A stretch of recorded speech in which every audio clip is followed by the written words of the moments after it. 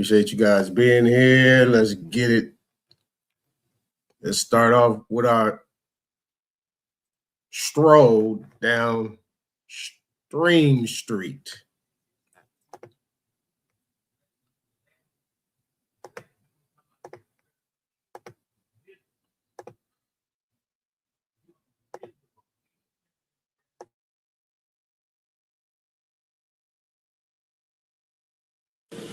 Now, here's what I found out in 1996. A group of geneticists wrote this book. Geneticists. Can you identify where they're from and the group, how it came about? Yeah, okay. All right, sure. Yes, indeed. An organization is called the American Association for the Advancement of Science. The American Association for the Advancement of Science. Now, this organization is composed of people who study about DNA and the genome. And you've been reading about the DNA and the genomes. Well, this group of scientists came upon an idea by accident and at first that different groups of people had different numbers of DNA series. Explain that. Now, a DNA series means that when your DNA is located and say they get a hair from your head and they subject it to certain tests, they say, well, this is the DNA of Minister Brown and yours is different from everybody else in the world, all right? Then they found further that not only are their DNA series different, but the number of DNAs in there are different in different groups. Whites have a different number of DNA, and blacks have a different number of DNA series. Apes have a different number of DNA series. Then they found this amazing thing, that the greater the number of DNA series, the smarter the person, the group is, the greater the probability of genius within that group. So they tested the orangutans, these 15 geneticists from around the world. Now, these geneticists came from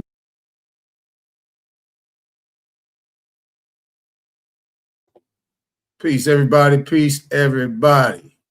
Taking our ride. What up, Type Sam? What up, Type Sam? Repost this for me, Type Sam.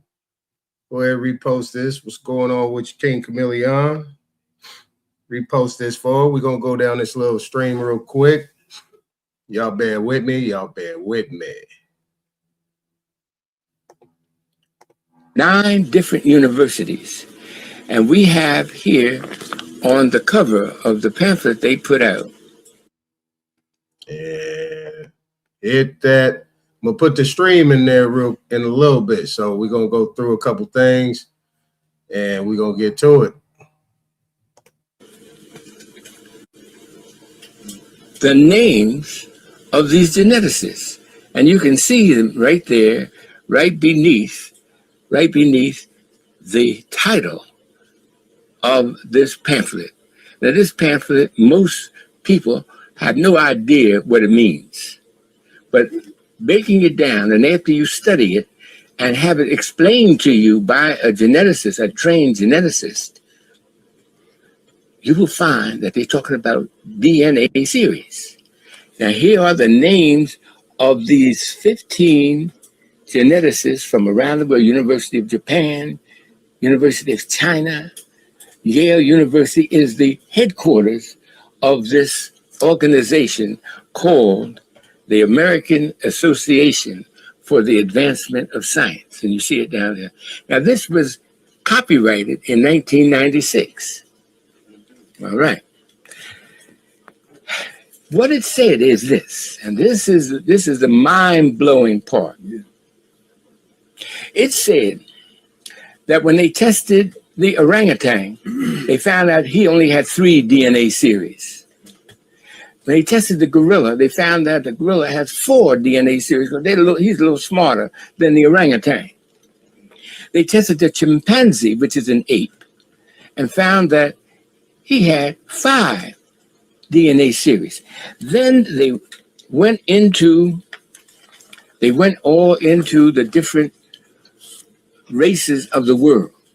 They went into Europe and tested the DNA series of the English, the French, the German, the Spanish, the Russians, and found they had 6 DNA series. Then they put all of this, what they found from around the world, on a map. And this map really is called the intelligence map of the world, because they tested 116 different human groups and found their DNA series numbers. All of them, all over the world, have 6. And they put the numbers in form of a little flag that you can see on this map. These little flags have a color. And they show, oh, this is upside down. I'm sorry. Yeah.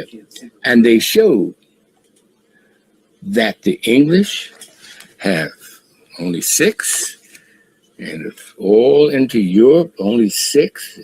Went over into Japan and China, and they only have 6. Over into America, which is predominantly European, and they only have 6. Then they came to Africa, and they came to the part of Africa. Now, all the rest of them, they put in little flag colors. Those flag colors are orange, red, if you notice. But when you come to Africa, found out that the African people have 9 DNA series, from here just below the Shanghai Empire down to the foot of Africa. All those 10 nations, of which African Americans descended from one of them. We have 9 DNA series. Now, dodge that last part. So we already know what it is. Obviously, you see this video is old, but we know that what he said about America, he said English people or whatever. So he's equating America to so-called white people, but we already know what time it is. They ain't just start fan niggas. And I thought that was very interesting. You know, pardon the brother's vernacular, if you will.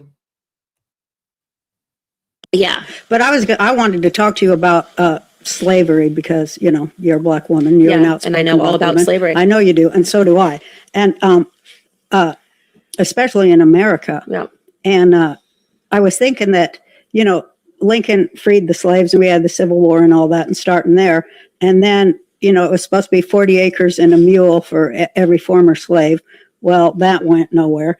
But then, shortly thereafter, they bring in that 1871 signing away, you know, bring in that other thing where we're all slaves to England, and the Corporation of the United States of America. Uh-oh. Uh-oh. Uh-oh. Where we have to start paying taxes back to England and the Vatican banks in Switzerland, which in effect nullified 1776 and made us all subjects again of a corporation that serves Great Britain. They took away. All right, listen. Our whole country and made every working class person pretty much a slave. Yeah. Our birth certificate. And people still actually are really, really believe and convicted that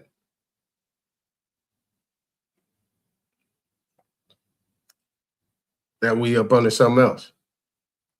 It is owned, and that's their collateral. Well, I talked about this in my book, and And made every working class person pretty much a slave. Yeah. Our birth certificate is owned, and that's their collateral. Well, What? Uh-huh.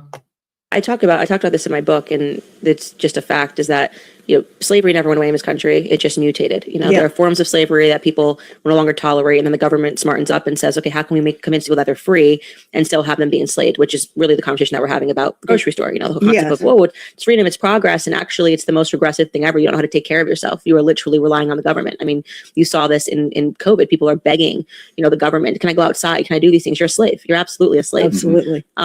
And so there are tons of different ways that they've mutated slavery, and especially amongst Black Americans. It's fascinating. It's almost exactly what they did on the plantation. Yeah. It's just you can't physically, you're not seeing it with your own eyes. And you're not allowed to name it.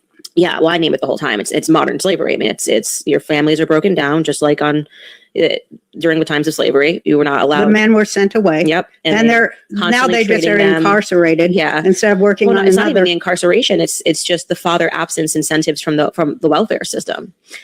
Quite literally, we will give a baby mama more money for not marrying a man, and so the women don't marry men. And you had actual government agents coming down to inspect the homes of Black women to make sure that the Black men weren't there. That was that whole Moynihan thing. Yeah, that's exactly right. And so, to see the single motherhood rate in Black America go from 23%, which is what it was before they started all of this, the welfare industry and the Great Society Act, which is what spearheaded all of this, to now over 78%. Yeah. It's the exact same thing that happened in terms of slavery. That was a policy. Also, Black Americans can't read. You tell people that you're facing a crisis in which literally the majority of Black kids cannot read. They can't pass literacy exams, and they ignore that. Now, yeah, no. Root word, I hear you said it. The queen's dead and ain't no slave, but it's another name for it, though. You can say, no, it ain't no slave. It's another name. But there is servitude, voluntary or involuntary servitude. You can't deny that. Now, this queen being dead and all that crazy stuff, I don't know what you're talking about. But at the end of the day, I mean, you got to give some authority to what was actually, don't focus on just the slave parts. The fact that what she said about birth certificates, what she said about the United States being a corporation, you disagree with that? If you disagree with that, bounce. Indians of America, Part 2, Color Purple. All right, now her daughter got sent to Africa with some missionaries. Pay attention. Steven Spielberg tried to show you we not Africans. These are missionary Americans coming to Africa to preach the word. Aboriginal Americans, pay attention, America. Kicking. They're all boys. Olivia's the only girl. Now, Whoopi Goldberg is Olivia's mother. Olivia got sent to Africa. Pay very close attention. There is a little African girl called Tashi, and she plays with Olivia after school. Why can't Tashi come to school, she asked me. When I told her that the America don't believe in educating girls, she said, quick as a flash, they're like white people at home who don't want Black people to learn. Oh, she is sharp, Celie. Very sharp, Celie. The YT man is like the Africans in the U.S. that don't want Blacks to learn.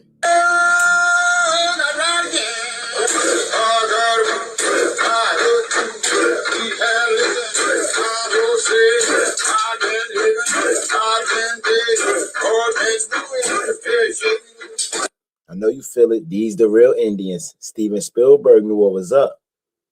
Pay attention. I know if you know, the people that worked on the railroads are the Indians. All right, now, all y'all Moors, this your people? Because they ain't mine. Steven Spielberg was trying to show us. He did Avatar. He did Children of the Corn. Look, these y'all people. All the Moors. These y'all people, oh, it's a movie. They just were trying to pretend that way. No, movies told the truth. These are... My heart all went down in a matter of hours.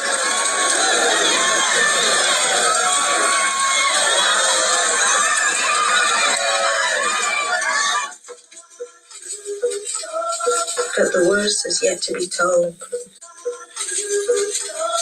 But the worst is yet to be told. Sweet Corrine died from fever and grief. I've heard that plenty of times. When Americans go to Africa, we pass from fever. We Americans. That's why. Pay attention, America. I got you.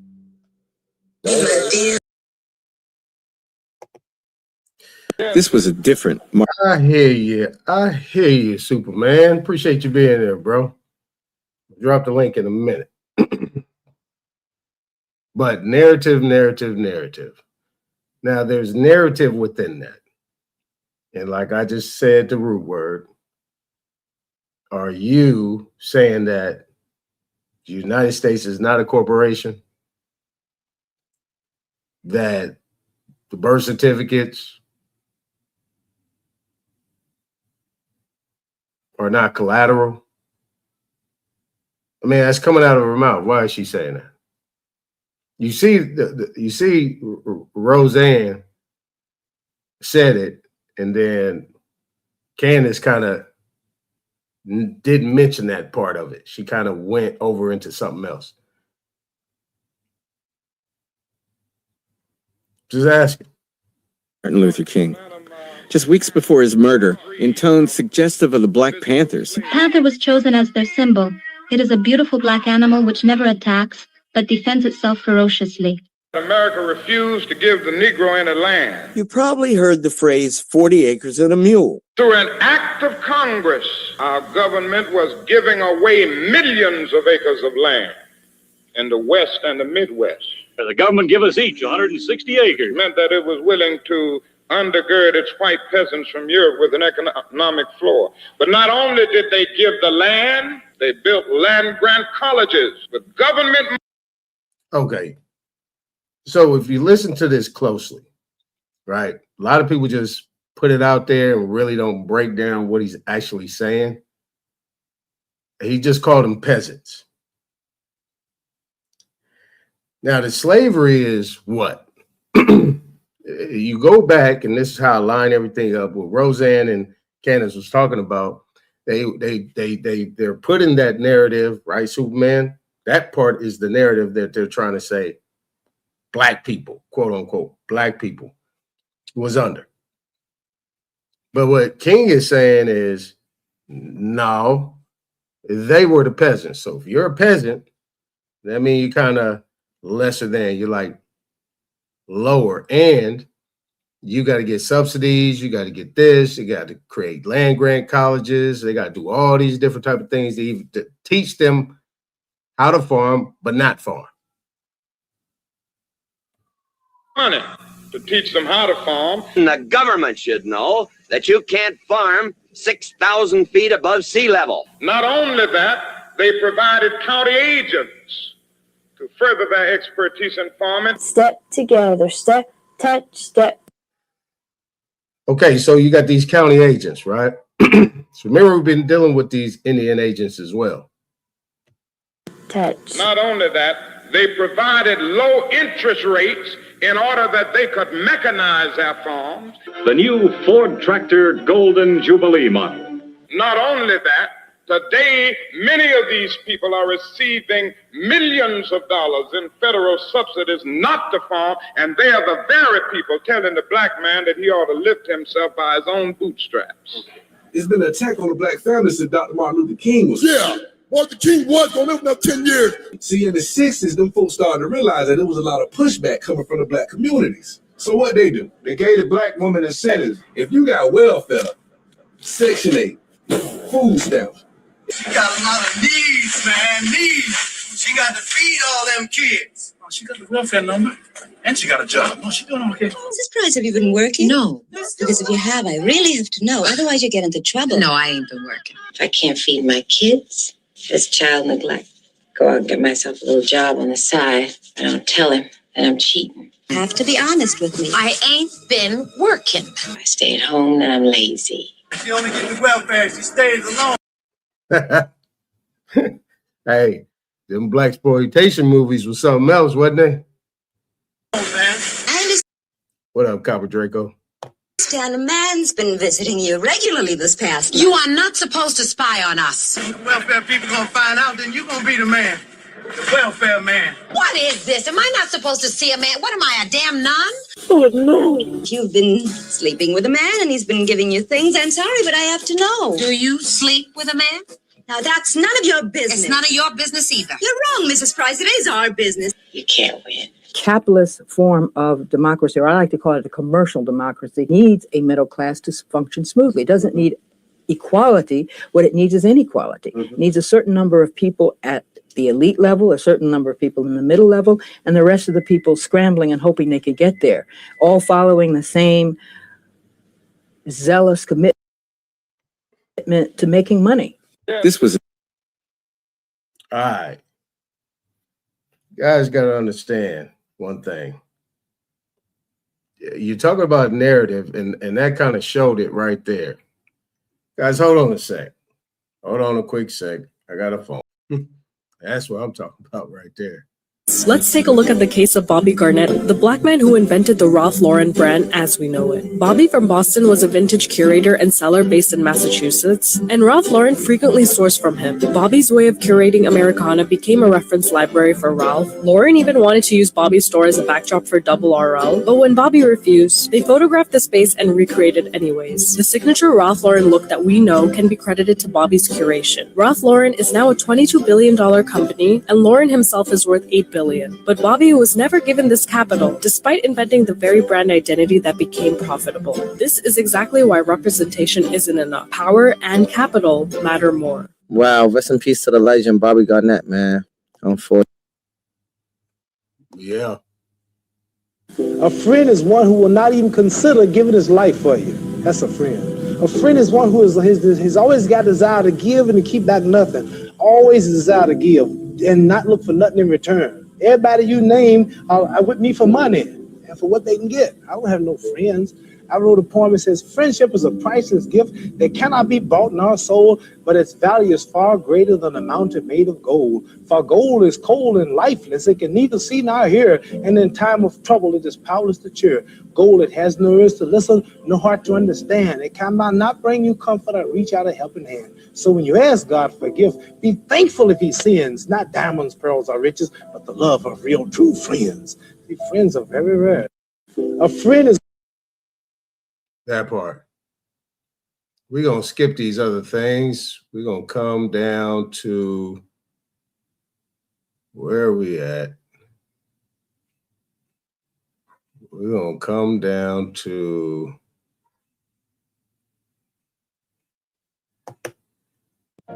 there was a paper genocide that occurred. The officials in Virginia deliberately expunged the records. They destroyed the official records and most of the private records. One of Virginia's ruling elite claimed to be blood descendants of Pocahontas, and in their view, that meant that no one else in Virginia could make a claim that they were Native American, a descendant of Pocahontas, because to do so would mean that Virginia's ruling elite would have to be classified as all other non-whites were, which was, in quotes, and this was the law, the inferior Negroid race. This is what it was know about. How to trace your ancestors 8 generations back to before the United States started, if you're that type of person.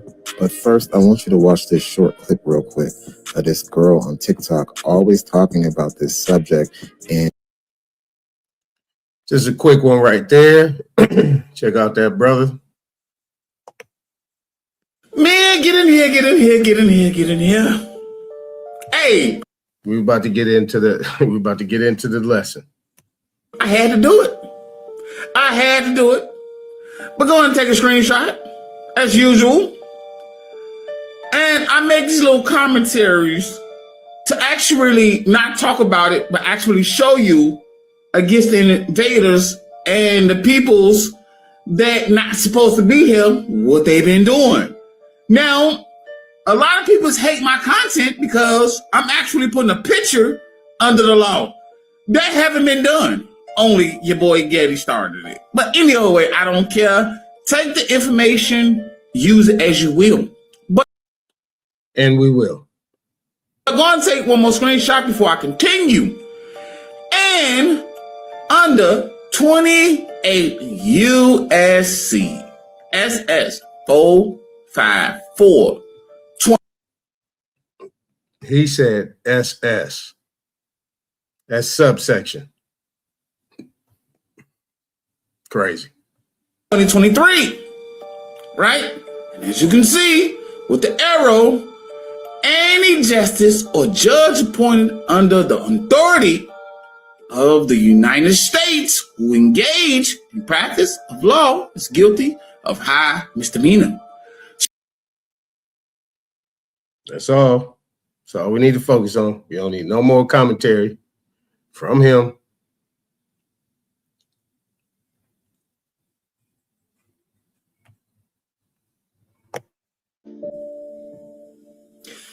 Donald Trump did what nobody else could do for half a century. How do you like that? And you know why he did it? Because he loves his country. You know why he did it? Because he's humane. He saw people slaughtered and he wanted to put an end to it. That's why he did it.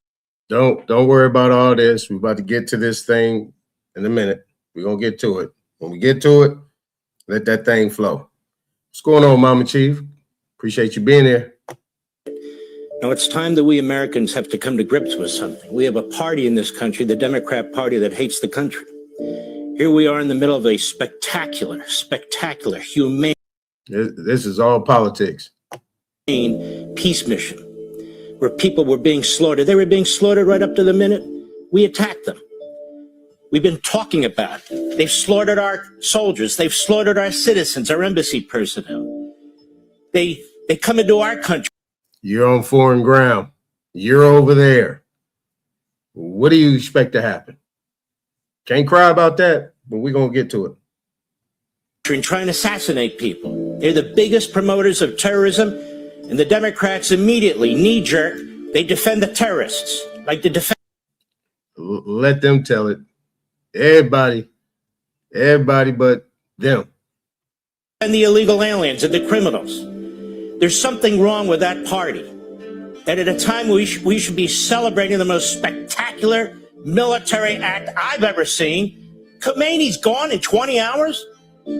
While their president, Biden, was funding the Iranians billions of dollars, while Obama was paving the way for them to have nuclear weapons. Donald Trump loves this country. He knows right from wrong. And we've had a real psyop going on in this country for 10 years against this man, where they try and pretend he's the authoritarian, he's the dictator. No, they are. They talk about the War Powers Act of 1973. Anybody who is a serious constitutional. All right, here we go. Let's back it up just a little bit. Powers Act of 1973. He's the dictator. No, they are. They talk about the War Powers Act of 1973.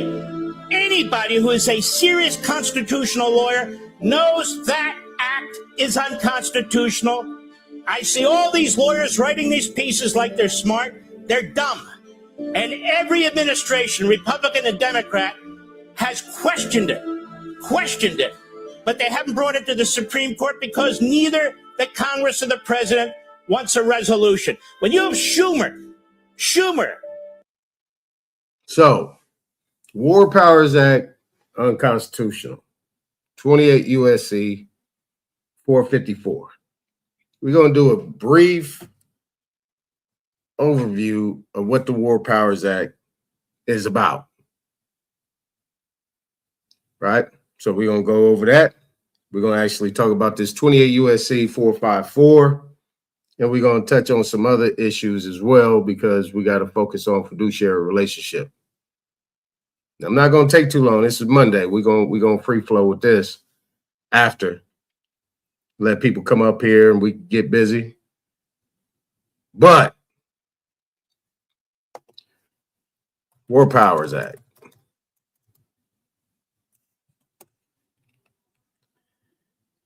All right.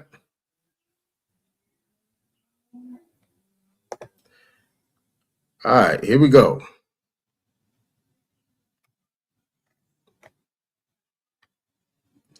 All right, so the War Powers Act declares that it is the purpose of this act to fulfill the intent of the framers of the Constitution right? So it's the intent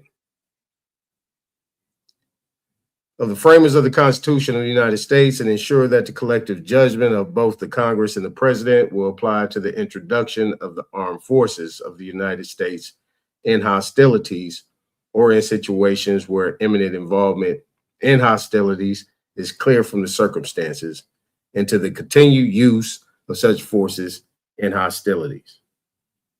States that the act is not intended to encroach upon the recognized powers of the president as commander-in-chief to conduct hostilities authorized by Congress, to respond to attacks on the imminent threat of attacks upon the United States, including its territories and possessions, to respond to attacks or the imminent threat of attacks against the armed forces of the United States, and under proper circumstances to rescue endangered citizens of the United States located in foreign countries. So that's pretty much the War Powers Act in a nutshell. But he's saying that it's unconstitutional. Now, why would these people say that why is the War Powers Act unconstitutional? Why is the War Powers Act unconstitutional? Why is that?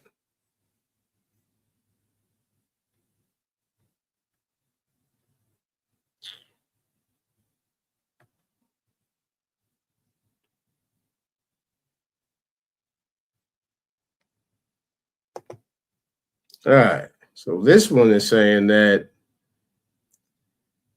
Article 2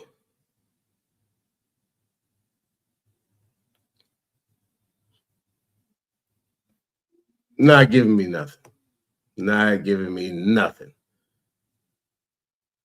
But see, these are the acts that these people are operating under. And I did that to say at the War Powers Act level, let's just bring it right down right here. Right? Where that?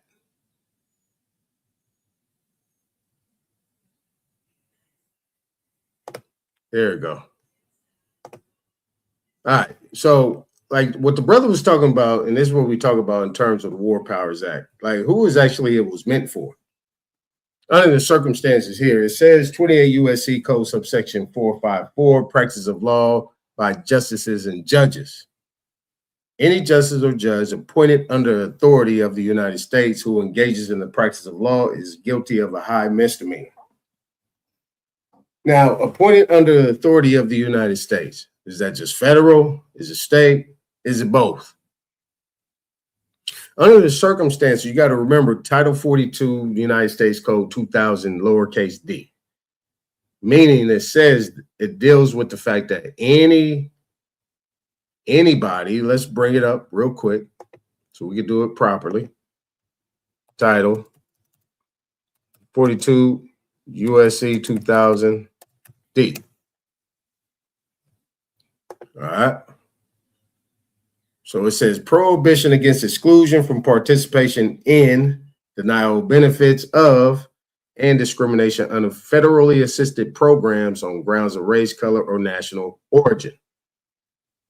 No person in the United States shall, on the ground of race, color, or national origin, be excluded from participation in, be denied the benefits of, or be subjected to discrimination under any program or activity receiving federal financial assistance. Now, the key thing, it says no person in the United States. We want a person multiple times, so you know what these persons are. Remember, a person can also be a governmental entity, right? So the last part is federal financial assistance. Now, for example, when Trump actually snatched the funds from Harvard based on the fact of them discriminating and showing prejudice and doing all these different things, what he did was he took all the subsidies and he took the money. Now, on top of that, we can also go to the HBCUs where they always come to the president to get funds, federal funds. So they're actually getting paid from them. So under the circumstances, they are bound by Title IX and they're bound by Title Title 42 USC 2000D. See what I'm saying? So you're talking about persons in the United States. To put it short and plain, if you see a red, white, and blue flag with stars on them, that means that the United States has occupation in that territory, state, locality, municipality, wherever it might be. And if they have that flag there or that banner, that means that they're getting funding and getting funded by the United States.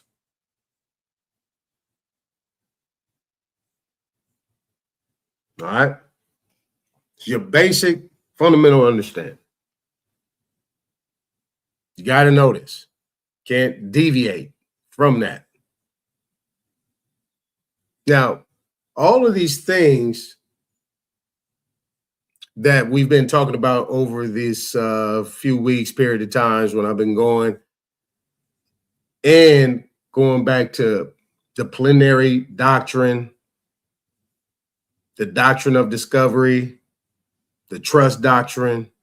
We have all these doctrines that were incorporated as amended and then wouldn't pass, was codified,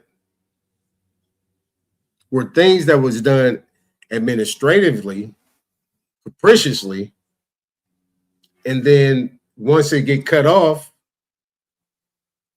being that it's being done by the executive branch, because the executive branch brings in a proclamation, declaration, or some type of executive order, or some type of proposal for this new bill.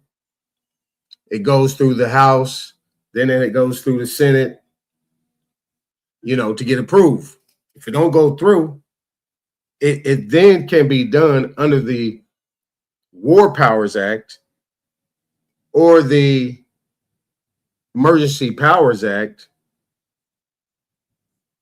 Don't quote me on this, but the Emergency Powers Act, where the Article 2 or the executive branch can actually codify things based on them calling it a national emergency. That's why when every new president comes in, he's always declaring a national emergency. Always. See what I'm saying? Now, the reason why they're doing that is so they can codify things and get things done based on the fact of what the young lady Roseanne was saying in 1871, right? And then you have the Reconstruction, right? What she didn't want to mention was the Reconstruction Act. It's right around 1870s. You have that Reconstruction Act. You have right after Civil War, so-called Civil War, you have all these acts and changes that were taking place where the United States were actually occupying land, and occupying land and is something very important. What do you mean by occupying? That is militarily being done by force. It's also considered squatting, adverse possession, homesteading. A lot of those different things. And as Martin Luther King was saying in regards to these land grant colleges and, giving them land, giving them money, subsidies, not to farm, and so on and so forth, to do, what was the purpose of that? What was the purpose of doing that on land that is not theirs? So if you're claiming abandoned lands, just like Rod was saying, if you're claiming these lands to be abandoned, even though these people are here, but they're abandoned, why? Because now that you have occupation in those areas, anybody that's there is no longer to you considered to be indigenous, aboriginal, Indian, so on and so forth. They're no longer their own separate nation. You can incorporate yourself around them or engulf yourself around them, so that way you can do things based on the assumption or the presumption that everybody in that area that you now occupy is a citizen, is a United States citizen, when in fact they was not. Then you can actually set up shop, do this, do that, and you get federal funding. The more area you come up with, the more people that you take censuses on and you enumerate, the more funds that you get. Okay? Now, we're going to come back here. Well, keep this in mind, right? Keep this in mind.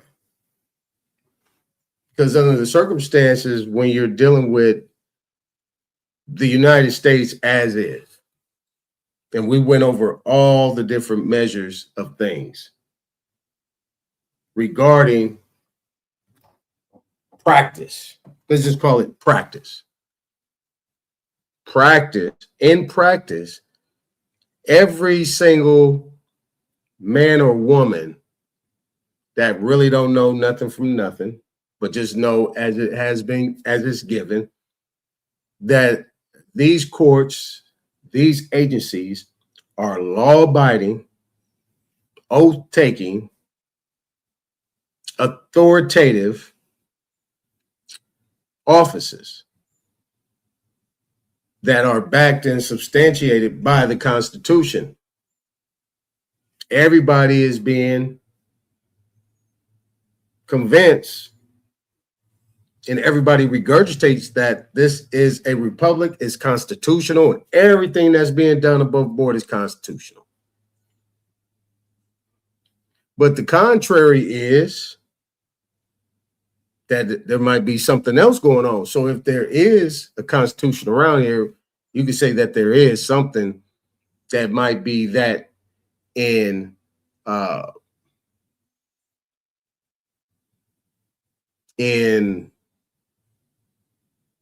well, let me just say de facto. It could be prima facie where it is something that is actually supposed to be, but maybe just be that mirror of something on the other side, right? Cain and Abel, twins. Just for an example. Now, under the other circumstances, that when you have something right here, what does this mean? Let's get to this right here. Any justice or judge appointed under the authority of the United States who engages in the practice of law. A justice or judge who engages in the practice of law. What does that mean? What that means is that a judge, and this is why I put the title up, don't hate the player, it's the referee. Everybody goes out there and plays the game. It was a good game yesterday. That UConn Duke game was your definition of two teams coming in playing a game. Tell it, two halves. But you have referees in there. Even in baseball, you have somebody call it. Now I use the baseball because it's about calling balls and strikes. Not your opinion, not your feelings. So when you get up in there, a judge is not supposed to be talking to you about nothing. You present, the other side present. The justice or the judge, the justice is what you're dealing with in your appellate, your Supreme Court. They're usually called justices. A judge, on the other hand, is when you get into your lower or your inferior courts. A judge is not supposed to do anything but call balls and strike, not give their opinion, not talk about this, not have no conversation.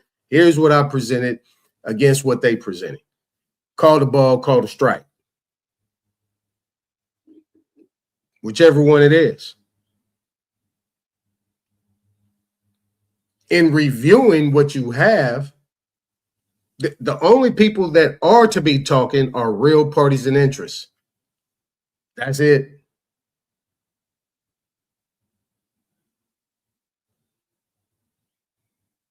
So when a judge is talking to you, right? Like I gave you an example the other day, right? Most times when you go into court on a traffic violation, you're going to come in there and there's not going to be a lawyer there. It might be, there's going to be some public pretenders over on this side, might be some district people from the district attorney's office on the other side. Just sitting back there chilling, not saying nothing. You know who doing all the talking? Judge. For what? So if the judge is actually talking about, well, you've been charged with X, Y, Z, so on and so forth, they're practicing law. When you come in there, that judge ain't supposed to be saying a word. The other side that's actually bringing the charge is the one that's supposed to be talking.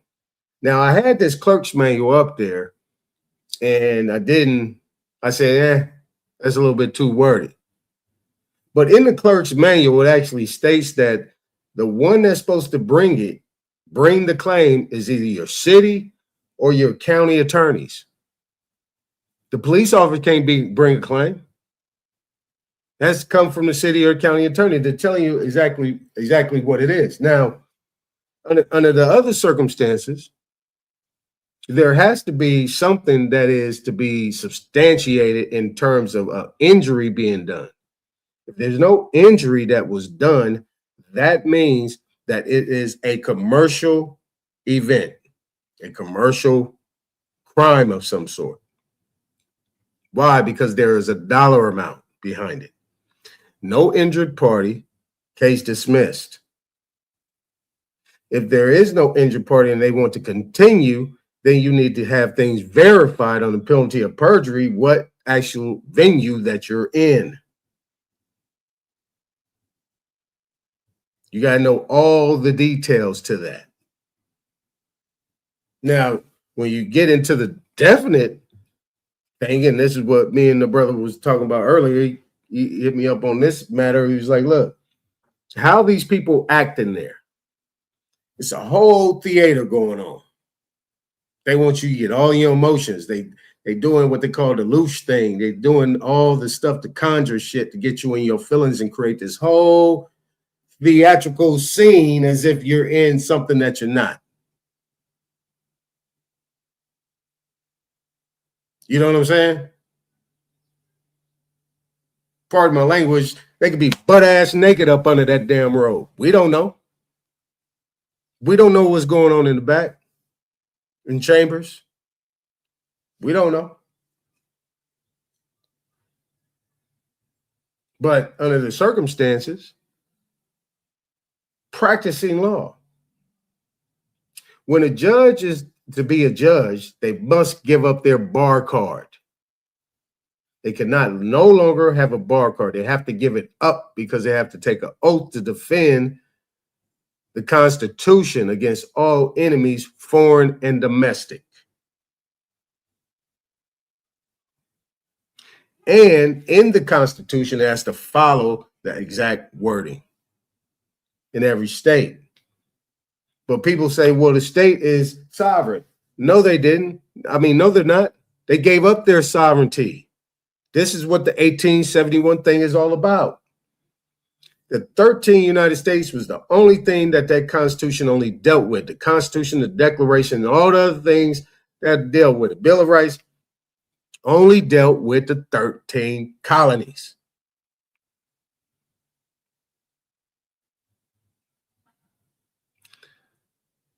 So, everything else that tied into that after the fact was, what do you call it? Starts with a C. It's called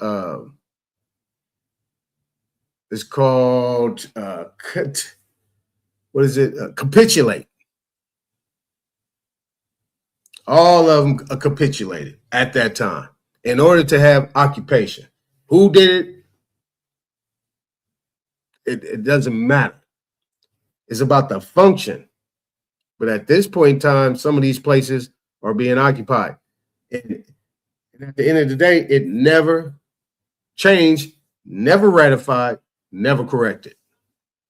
Now, this is not me just saying, that's why I throw these people up here, because these people are saying that these are supposed to be qualified individuals that actually have some type of education, historical fortitude, and experience in this conversation. So if I bring somebody up here, this ain't just people just talking. These are people that actually get in it every day.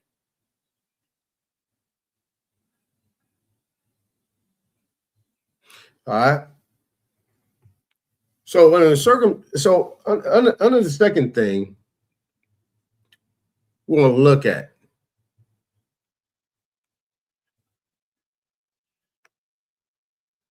so this is definitions. Yeah, shout out to the sister that sent me this. Let's read through these definitions, right? Counsel for the United States means a United States attorney. An assistant United States attorney designated to act on behalf of the United States attorney, or an attorney with the United States Department of Justice, or with a federal agency who has litigation authority. Here we go. That's counsel. All right. So does that fall in line? So now we know who counsel for the United States is.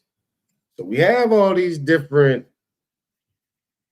the state, you got the city, you got county, right? You got your state, you got your attorney general, right? You got your county, you got your district attorney's office. You got the city, you got your city attorney's office.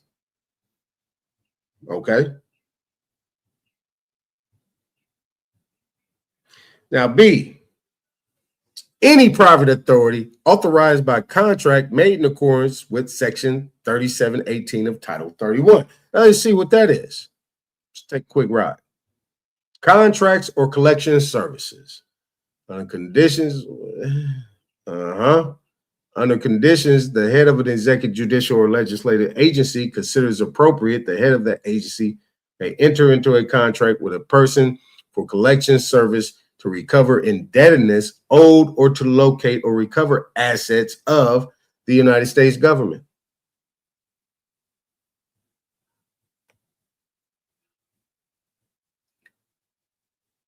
Right? To conduct, right? So this says to conduct litigation for collection of debts on behalf of the United States.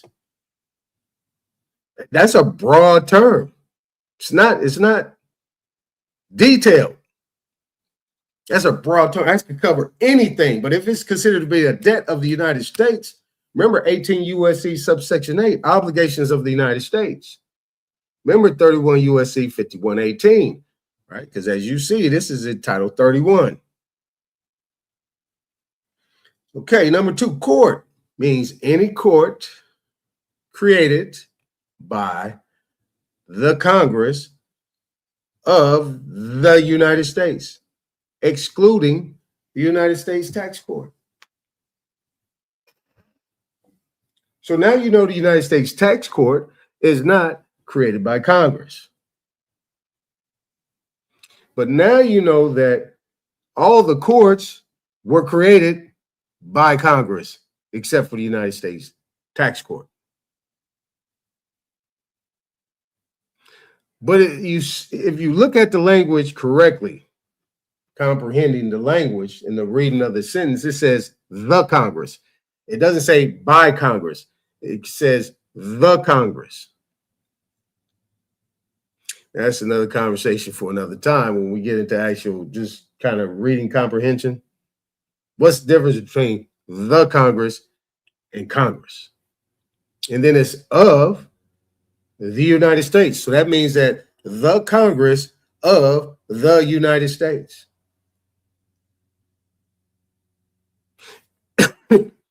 Remember, United States of America. What is of? Something that's encompassing something. So that means there's a Congress that is surrounded by the United States, meaning that might be some form of Congress that is operating within the United States, but not actually constitutional. Maybe. Now, number 3, debt. Debt means an amount that is owing to the United States on account of a direct loan or loan insured or guaranteed by the United States. Well, I'll be damned. What does that mean? Right?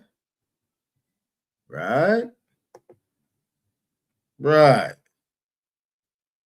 Number B. Okay. Now, this is what a debt is. This is what they're saying a debt is. This is Title 28 USC Code subsection 3002. Most of the times when you're dealing with Title 28 USC, just for you people that like to sue people and do court stuff and, and practice that stuff, without, any type of assistance, you like to be your own and stand on your own,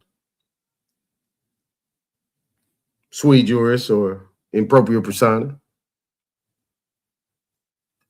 This is what a debt is. This is a definition of a debt. Now, this debt says. Now, let me pull these up real quick. I got to pull these up. We don't need to come back here. We're gonna go right here. Boom. We're gonna go right here. We're gonna go to we're gonna go to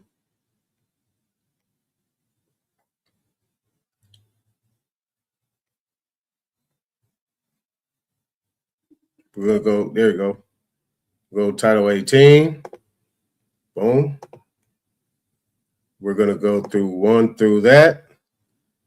And we're gonna go to 8. All right, we're gonna come back here. We're gonna go to 31. And then we're gonna come down here to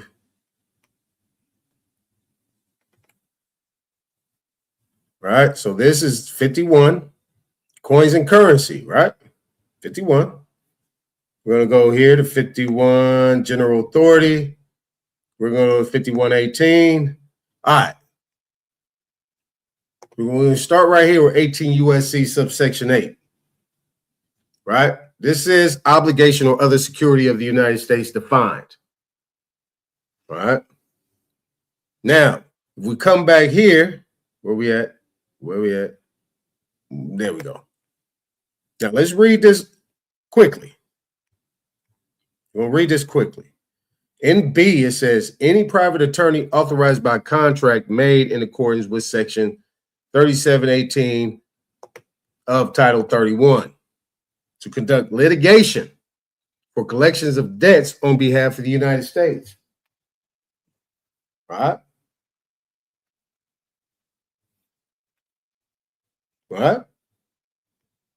Debt means an amount that is owing to the United States on account of a direct loan or loan insured or guaranteed by the United States, or an amount that is owing to the United States on account of a fee, duty, lease, rent, service, sale of real or personal property, overpayment, fine, assessment, penalty, restitution, damages, interest, tax, bail, bond, forfeiture, reimbursement, recovery of costs incurred by the United States. Incurred by the United States. We're going to look up what this means. Incur, to acquire or come into, become liable or subject to. This is number 2. To become liable or subject to as a result of one's actions bring upon oneself. Remember this. All right? Remember this. So it says, or other source of indebtedness to the United States, but that is not only under the terms of a contract originally entered into by only persons other than the United States. But that is not only under the terms of a contract originally entered into by only persons other than the United States. Person includes all natural person, including an individual Indian, a corporation, a partnership, an unincorporated association, a trust, or an estate, or any other public or private entity, including a state or local government or an Indian tribe. All right? Okay? I'm going to open up a new link on that one. All right? Let me get these out of here. Let me get these out of here.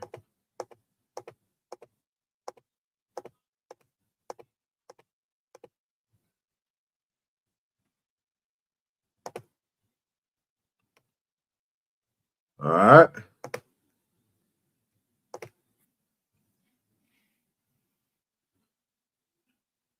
And includes any amount owing to the United States for the benefit of an Indian tribe or Indian individual,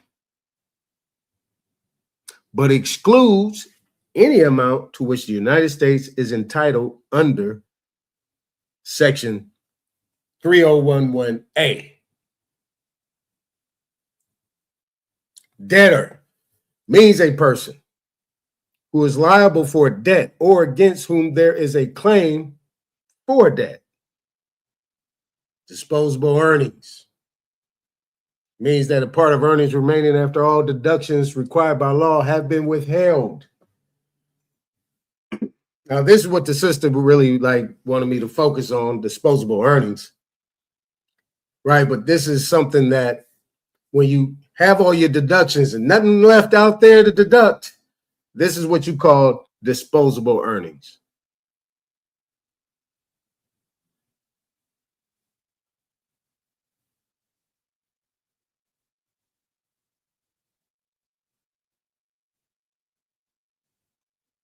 Judgment means a judgment, order, or decree entered in favor of the United States in a court and arising from a civil or criminal proceeding regarding a debt.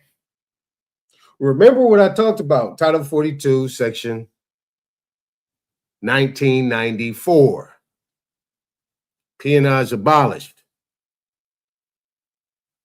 Everything that is talking about in here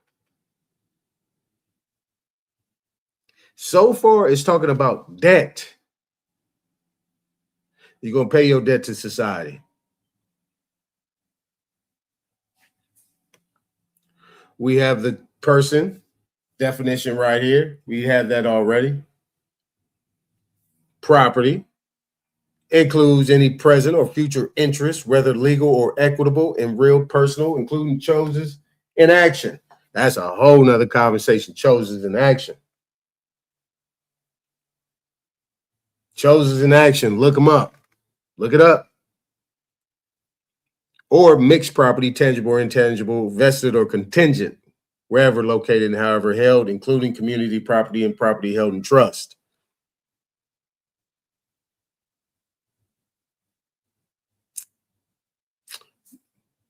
B, Indian lands subject to restrictions against alienation imposed by the United States. Security agreement means an agreement that creates or provides for a lien.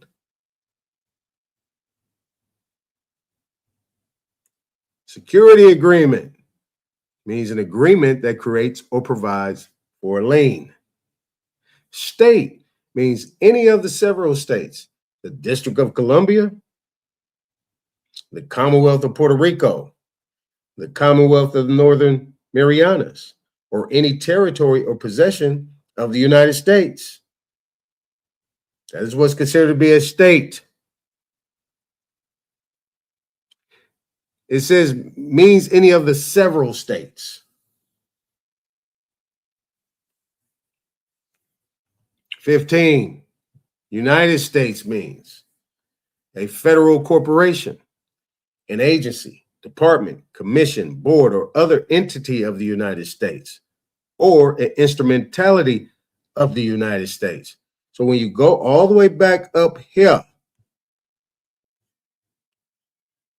and we start here, Council for the United States, and then we deal with 28 U.S.C. 454. Any justice or judge operating in the United States, practicing law, is guilty of a high misdemeanor.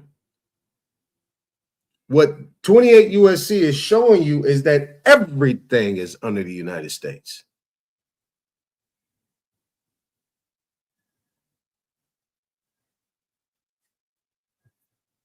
So if this, right, 14 and 15, this is what state is, means any of the several states, the District of Columbia, the Commonwealth of Puerto Rico, the Commonwealth of Northern Marianas, or any territory or possession of the United States. So those are your states in possession of the United States. That's why I said that banner, that flag, that red, white, and blue with the white stars. If that flag is raising somewhere around there, that means it is a possession of the United States. And it is subject to the laws of the United States or whatever is going on at that time, meaning those articles as well.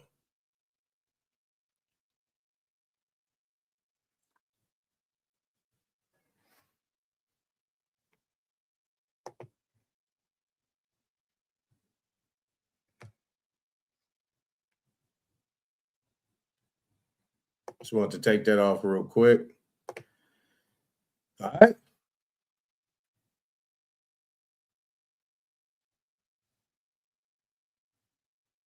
All right, now let's get over here to these other ones right here. We got person. We got contracts for collection services. Under conditions, the head of an executive, judicial, or legislative agency. So that's your Article 1, Article 2, Article 3. And as you see that everything is pretty much now condensed to court. Court has all of this. That's why in-game, the nickel and diamond stuff, that stuff need to be over with. That nickel and diamond stuff is over with. Your place is in that courtroom. If you really trying to get a remedy, it's got to be in the courtroom. You exhaust everything that you need to do through the executive, judicial, through the executive and legislative, right? Utilizing what they have that they're bound by. Right? All right. Considers appropriate, the head of the agency may enter into a contract with a person, 1, 2, 3, 4, 5. Got it. With a person for collection service to recover indebtedness owed or to locate or recover assets of the United States government. So what this is saying is that under conditions, the head of one of these three things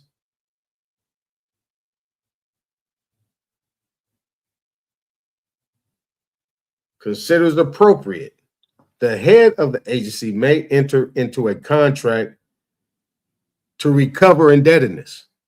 So that means when the attorney comes in, let me give you an example. When an attorney comes into that courtroom, they're there to collect the debt. Now, if I look, let me say it like this. Pretty much, I've actually heard it out their mouth. See, I know how to push, I know how to push buttons, I know how to get answers. We're only here to collect the debt. Oh, really? So there's some play in here where the United States government got their hand in everything, right? You go into a courtroom, you see a big seal in the back incorporated in, and then you have a state flag and you got a United States flag in there. That's everything that you need to know. Now, the bottom line is, what is the judge there or the justice or whatever that he's doing at that point in time is considered to be operating under? Because they're operating under one or the other. They can't do both. So they got to be operating under one of those two. But right here, if you're looking at these federal rules right here, basically what it's saying is that they're all operating under that banner. This banner right here.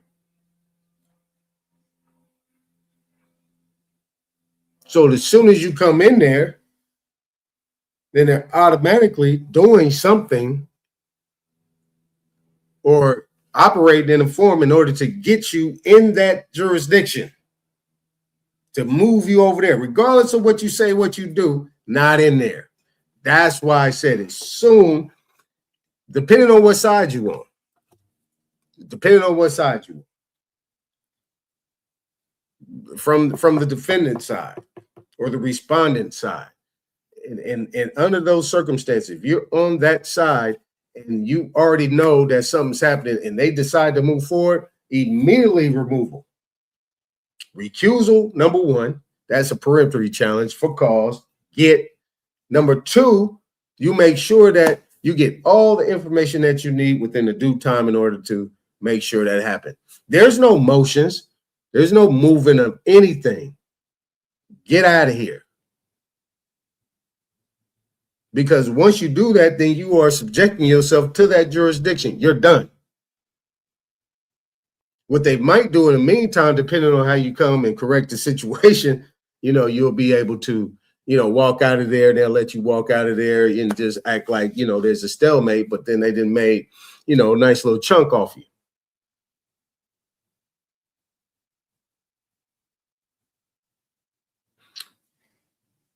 So, right here, obligations or other security of the United States defined. Now, if you guys are with me, you're with me. I'm not going to go backwards. If you're with me, you're with me. Right. The term obligation of or other security of the United States includes all bonds, certificates of indebtedness, and you remember, as I came right here, what was it right here? Nope, right there. What was it? Yep, right here. Boom. For person for collection service to recover indebtedness owed. I think we was over here too. Will we come up here? Debt. We got indebtedness in there. Yep, there you go, right there. All right, it's not rocket science, people. It's not rocket science. National bank currency, Federal Reserve notes, Federal Reserve bank notes, coupons, United States notes, Treasury notes, gold certificates, silver certificates, fractional notes, certificates of deposit, bills, checks, drafts for money, drawn upon or upon authorized officer of the United States, stamps and other representative, bang, issued under any act of Congress. Now, does that say any act of the Congress, or do that say any act of Congress? Yeah, I know. I'm detailed. Absolutely detailed.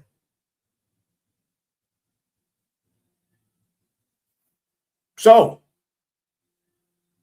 let's verify this real quick. 31 USC 5118. In this section, gold clause means a provision in or related to an obligation alleging to give the obligee a right to require payment in gold, particularly United States coin or currency. We just read 18 USC subsection 8. Stay with me. C, United States money measured in gold or a particular United States coin or currency. 2, public debt obligation means a domestic obligation issued or guaranteed by the United States government to repay money or interest. Now, let's go back here. Wait a minute. Where is it at? Where is it at? That's 3118. Hold on, let's come back over here. Where was that guarantee at? I knew it. I knew it was somewhere. I knew it was somewhere.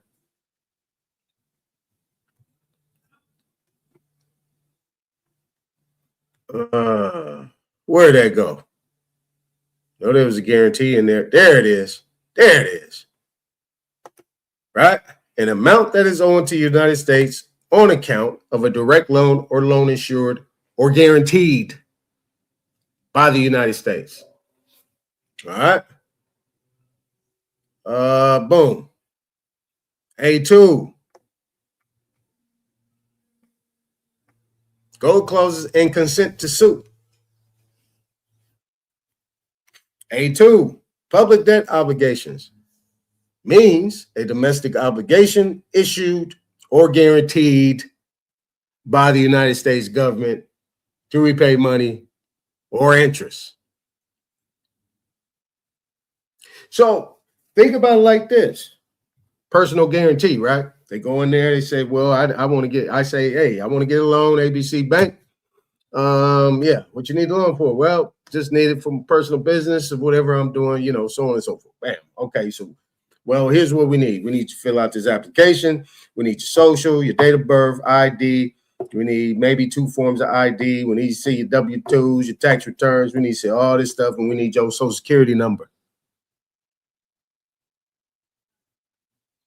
Why? Well, you're going to be the personal, guarantee for this.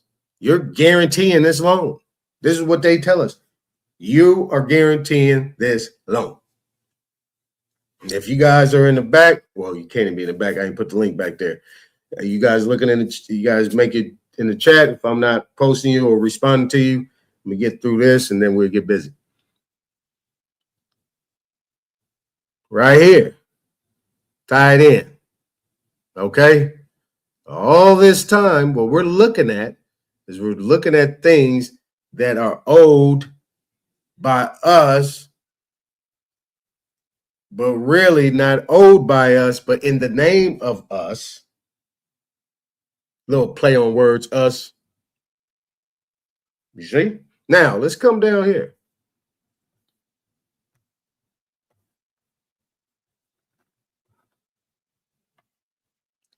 In this section, obligation means any obligation payable in United States money.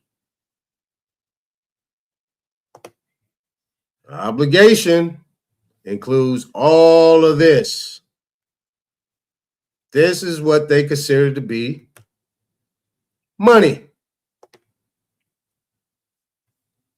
Let's look at it again. An obligation issued containing a gold clause or governed by a gold clause is discharged on payment dollar for dollar. In United States coin or currency that is legal tender at the time of payment.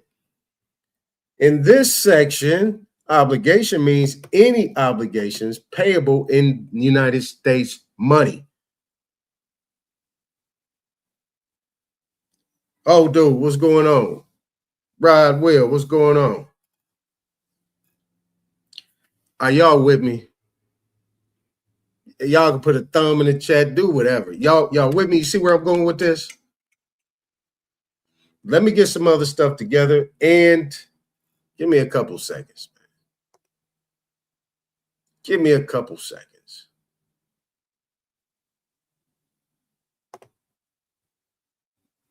You feel me?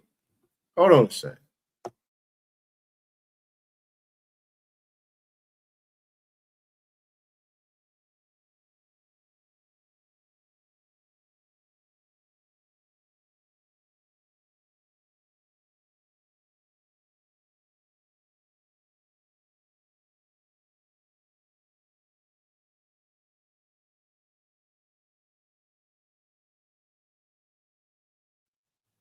All right, so look. What we're going to do is we're going to look up these few things, and then I promise you we'll do this. I got to get this out. I'm going to do the whole screen. Look, people send me stuff. You know, I promised them I'm going to get it out, so we're going to play it. All right, so look, we're going to get into some tax situation, right? All this stuff plays around in this form of, right? So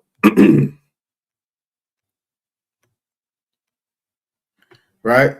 8 USC subsection 1481, right? Loss of nationality by native born or naturalized citizen, voluntary action, burden of proof, presumptions. All right.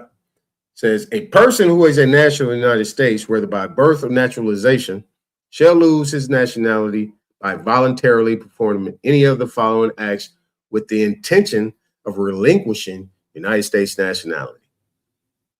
Obtaining naturalization in a foreign state upon his own application or upon an application filed, taking an oath or making an affirmation or other formal declaration of allegiance to a foreign state, entering or serving in the armed forces of a foreign state. 4, accepting, serving, or performing the duties of any office, post, or employment under the government of a foreign state or political subdivision thereof. Making a formal renunciation of nationality before a diplomatic or consular officer of the United States. Making in the United States a formal renunciation of nationality in such form. Committing any act of treason against or attempting by force to overthrow or bearing arms against the United States.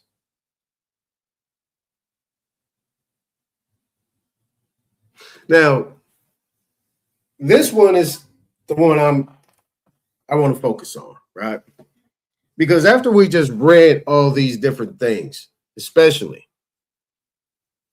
when there's people operating, you know, ultra veers, I would say, or operating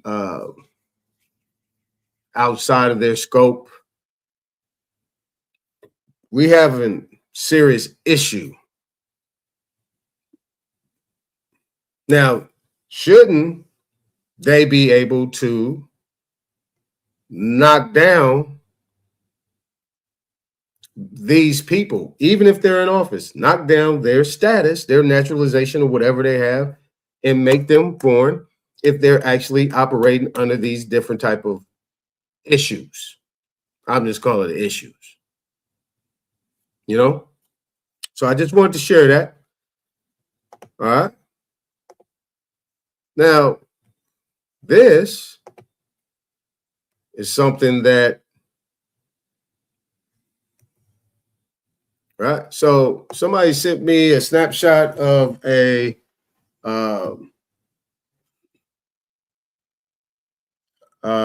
this, I guess this is a chat conversation, chat GBT. Okay, so First National Bank, okay, held that a promissory note is not equivalent to cash. It is a promise to pay, not payment. Good case law there. Perry versus United States. The government cannot force individuals to accept credit as equivalent to cash without explicit consent. Now, keep everything that we read in mind. False. Okay. Banking conception. Banks often imply that digital credit, bank loans, and promissory notes are equivalent to lawful money. This is legally incorrect because credit instruments are obligations and require redemption, unlike cash. So credit instruments are obligations. Here we go. Here's our term, obligations. And then you have credit instruments, and they require redemption. So verdict, your claim that cash and credit are not equal is legally accurate and backed by Supreme Court rulings. So I guess that was the question. The claim is cash and credit are not equal. And ChatGPT said, yes, you're correct. They're not equal. Individuals already have entitlement to funds. You have a pre-existing right to access and benefit from your own financial transactions. True. Under UCC 9-210, you have the right to a full accounting of any security instrument attached to your name. This means you are entitled to see all financial activity associated with your promissory notes, deposits, or securities. True. Social Security Trust Fund, IRS accounts, and Federal Reserve banking structures create revenue from citizen records. Interesting. Okay. Lewis versus United States, 1982. Federal Reserve banks are independent corporations that profit from U.S. citizens' financial activity. We need to know how. Dillon versus United States, the government cannot convert private property into public assets without fair compensation. True. Regulation U and the Federal Reserve banking system create revenue from promissory notes and deposits. Okay. So they create revenue from promissory notes and deposits, which are monetized assets. Guaranteed by the United States, right? Obligations of the United States, guaranteed. Okay. And we are considered to be, I guess, a sub corporation or franchise of, I would say, the United States, right? Instrumentality, right? 28 subsection USC subsection 3002, right? Number 14 and 15, correct? All right.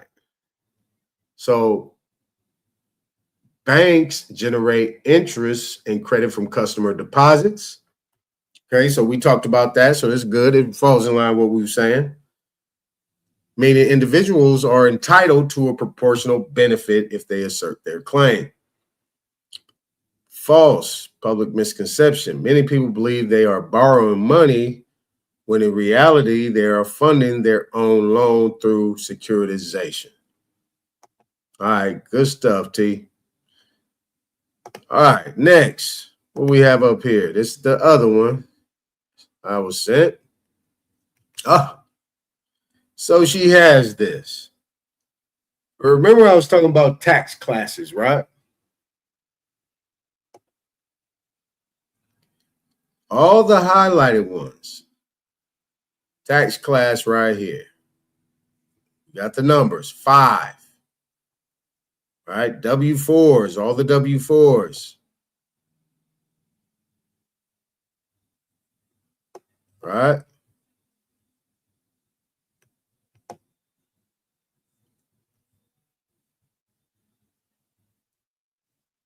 (51)(4)-B tax transfer schedule. All the classes involved. United States Estate Tax Return Form 706. This is a tax return. 5. So she took that one there. This is transfer tax for distribution. That's 5. Now, class 5 is your Gift and estate tax class. Gift and estate tax, right? Gift and estate tax. All right. I got to find mine. I got mine.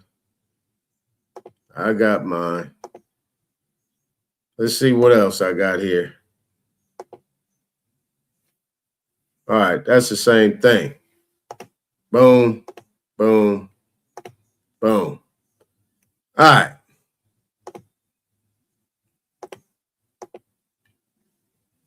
We are going to drop the link in the chat. Big dog, what it do, man? What it do, big dog?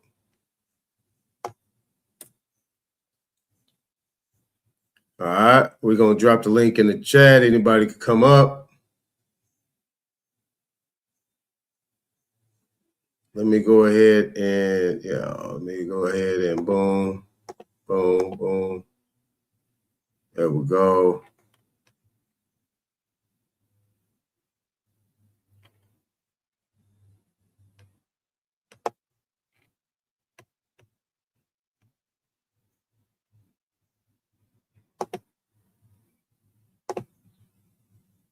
All right, message pinned at the top. Message is pinned at the StreamYard is pinned at the top.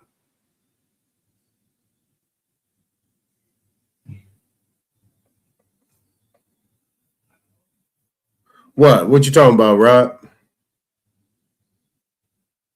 You say you couldn't see what I was talking about? What, I didn't have that screen showing?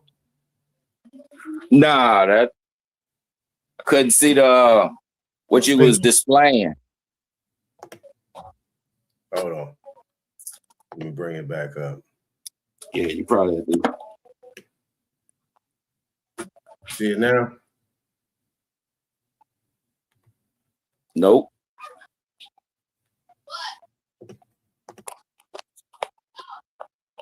There we go.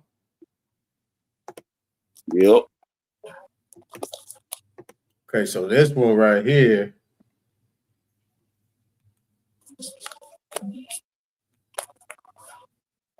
Right there. Somebody had sent me something. They was asking about this banking.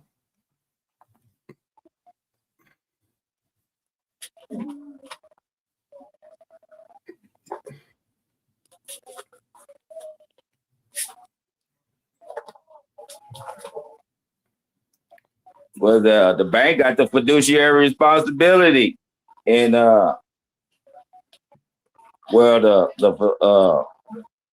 place where you can go do the banking or the business at, but you don't know how to conduct business and you don't know how to correlate it with your records and how the forms formulate. Right. You're going to get the money out of there. Yeah, I was gonna bring that. I don't know if she in the chat, but she sent me this stuff. She probably hiding. You know, I thought I would call her up here. She ain't saying nothing in the chat, so yeah, she won't be getting that info. Having to explain yourself. Yep. So, what you think so far? Yeah, I'm on my phone. I barely can see it still, but when you was just explaining it, we couldn't see it. Right. Oh, okay. Yeah, that's it right there. Hey, yeah, it ain't. I see it. Yeah, it ain't really nothing. But I'm gonna come up here to this right here. Stop sharing that. Come over here to fiduciary. Go to the instruction for Form 56. It was the other thing that she sent me. So this fiduciary relationship, right? This is instruction for Form 56. Notice concerning fiduciary relationship. So this explains to you exactly what a fiduciary is, what a person is, decedent's estate, estate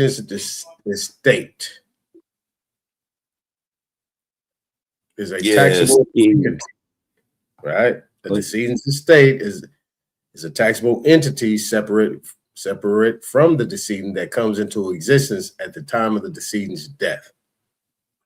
Generally continues to exist until the final distribution of the estate's assets is made to the heirs and other beneficiaries. So, under your circumstances, right? If you actually look at the fact, because this says that it continues to exist until the final distribution of the estate's assets is made to the heirs and other. So if the assets hasn't been made to the heirs and other beneficiaries, then it still is active, right? Is that what they're saying?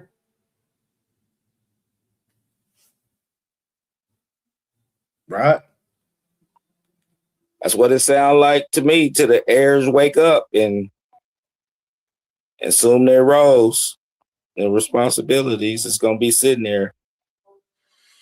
Okay, now a fiduciary is any person in a position of confidence acting on behalf of any other person. The fiduciary assumes the powers, rights, duties, and privileges of the person or entity on whose behalf the fiduciary is acting. Examples of fiduciaries include administrators, conservators, designees, executors, guardians, receivers, trustees of a trust, trustees in bankruptcy, personal representatives, persons in possession of property of a decedent's estate, or debtors in possession of assets in any bankruptcy proceeding by order of the court. All right. So, under these circumstances, what is a person? Individual, trust, estate, partnership, association, company, or corporation. So a lot of these issues that are taking place right now, so we're dealing with court. Now we actually can deal with it from the estate aspect too as well, dealing with, abandoned lands and the Freedmen's Bank. So, at the top, is there anyone with what? Where? Like at the top of what you just read, like anyone with the courage or confidence. Oh, I wasn't even showing it. Yeah. Okay, so there you go. Let's start all over again. So it says a fiduciary is any person in a position of confidence acting on behalf of any other person. We stop right there. Yeah. Yes, confidence. Like you don't even need to be competent. Right. You just be you just gotta have confidence. Yes. So a fiduciary could be any person, right? So in this, a definition of person is individual, trust, estate, partnership, association, company, or corporation. So under these circumstances, any person and can be any of these things. Now, what are these attorneys coming in as? What are they coming in? They got to be one of these, correct? When these people are coming into court, bringing claims, or actually acting as they're representing something else. Are they acting as a fiduciary? They got to be acting as fiduciary, but what title are they under? Individual, trust, estate, partnership, association, company, or corporation? Which one is that? Because a lot of these attorney firms, say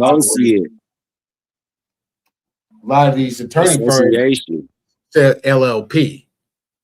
So that's a limited liability partnership, or LP, limited partnership. So they're usually coming up under a partnership, or they're coming up under some form of professional corporation. So they supposed to just be advising you. That's when they supposed to be coming under association, but they somehow leech on to your claim, and then they become a partnership. Right. So, okay.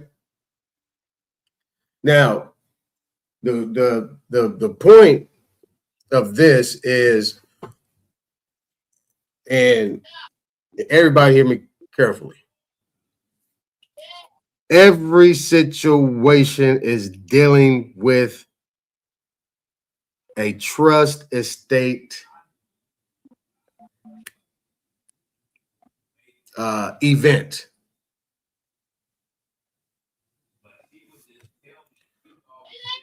What's going on, Nate? What's going on, brother? So, if there's a fiduciary capacity coming in, right? This is where it gets a little bit, now, you know, just take it with a grain of salt. This is just information, entertainment. But if this is the relationship and the entities that are to be functioning, right? Because we Title 18 USC, all the codes that I showed, what is considered to be a person in the 28 USC 3002 is that everything that is going on in court, everything that's going on in court is dealing with a trust contractual relationship. Now, if I come in and I'm representing myself, then how can I be one of these entities? I can't. So that means that the entity that's being written on that piece of paper is actually being considered to be an individual, one of these titles. It's got to be one of them. So how do I come in? How do I come in separate from that title and maintain control? Right? There's something that's called sui juris. Okay, there's something that's called sui juris.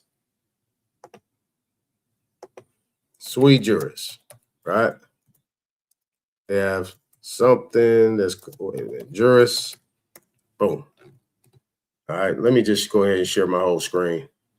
So I got to keep coming out. Entire screen there. Boom, boom, boom. There we go.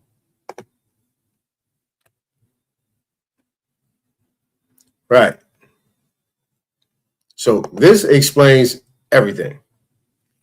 Sui juris, of legal age and capable of managing one's own affairs, having the right and the capability to manage one's own affairs.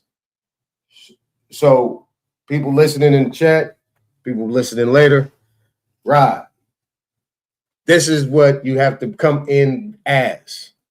You have to let them know when you're doing this, right? What you plan on doing for your family, you have to make sure that you establish this right here.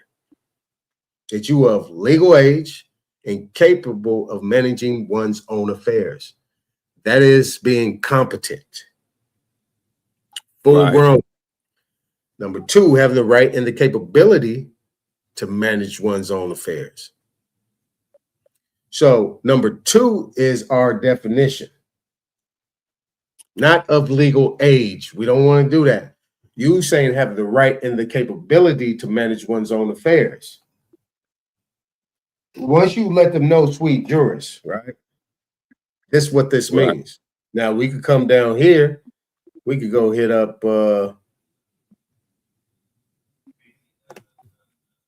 we go to Wikipedia.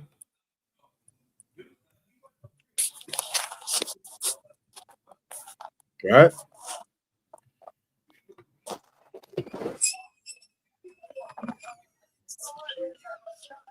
So it says in Catholic canon law and secular law, sui juris, also spelled sui juris, refers to legal self-rule. Let's go get more details. Legal self-rule. The term church sui juris is used in the Catholic Code of Canons of the Eastern Churches. And if you know that judges and operate under canon law to denote the autonomous churches in Catholic communion. Etymology. Latin sui juris, the individual words meaning self and law. So we know juris means law, sui means self, self-law. That means you come in with your own law dictating, giving orders, not asking for permission, not petitioning, not doing anything, just submitting. I need an order. Why? I already exhausted my administrative remedies. I did all my research. I got all the prima facie right here. Bam. Here are the wills. Here are all the patents. Here are all the county state records. Here's everything. Here's my declarations. Here's what I got through the archives. Everything's right here packaged up. I did my research. There's nobody that has made this claim. I can prove that I am capable of handling my own affairs. And I am self and law. Hence, they bring up that I, self, law, am master, right? You hear that, what they talk about in Islam, you know, with the Moors, I, self, law, am master. That's pretty much what they are saying. Sui juris. You are capable of handling your own affairs. You have of age, you are mature, you are of the majority, not the minority, and you can handle your own affairs. Now you see, really, when you're looking at this, you're actually looking at something that's really only dealing with church. All we looking at is church here, church, church, church, church, church. Now let's come back and let's go down here. I was looking at the law, legal dictionary. Let's see what they say.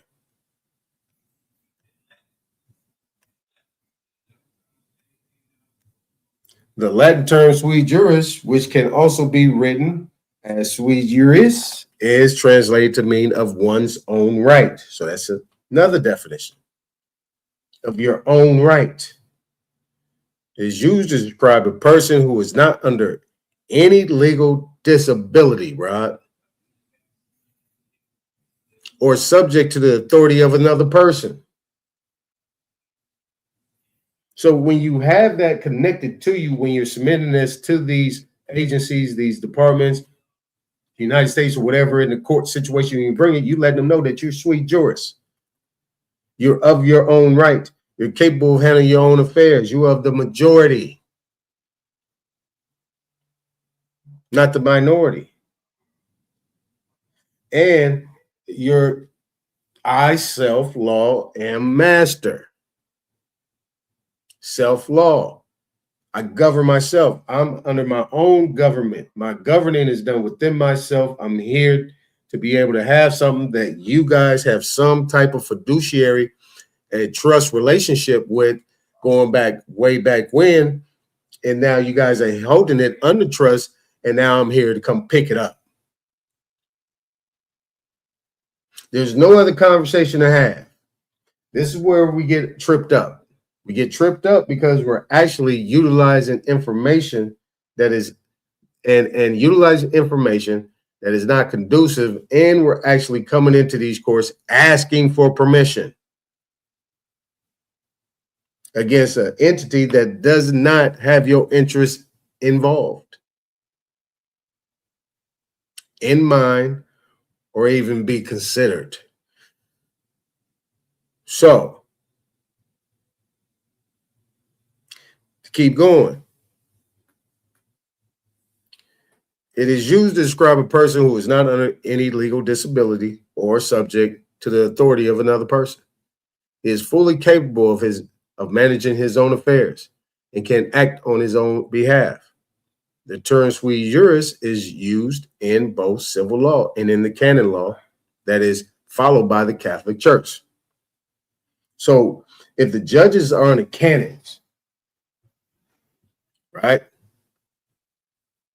If they're under the canons, so we're talking about canon laws, let's go. Canon law.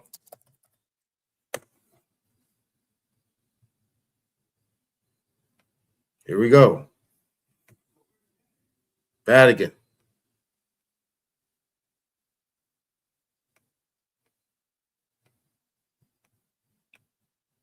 This is what we have here. Now,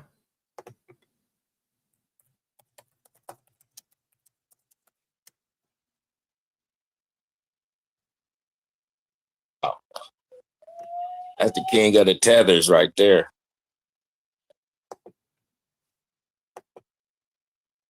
Brasnati. Now, Who said this? Who are you talking about? Who the king of the tether? The Vatican, the church. They talking about Adopting as in That's the one I'm talking. adopting as in what? That's the chicken lady. like they the one get these people charters to do what they do through this canon law. Oh yeah. Be it foreign exchange students and all that type of stuff. so we see the judicial canons right here. We have judicial canons, and then we know that the canons are subject to the Vatican. So what does that make these judges? If they're operating under what they would consider to be judicial ethics of the Vatican or these canons, are they considered to be domestic or are they considered to be foreign? You see? But bringing that claim, you got to establish this. I mean, simple fact that we are surrounded by these things. But yeah. Entities.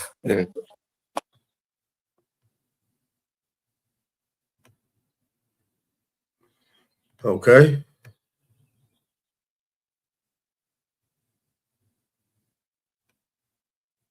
Oh, that's it. Okay. Thought that was gonna give me something else. Oh, let's see what she says. Let's see what she says.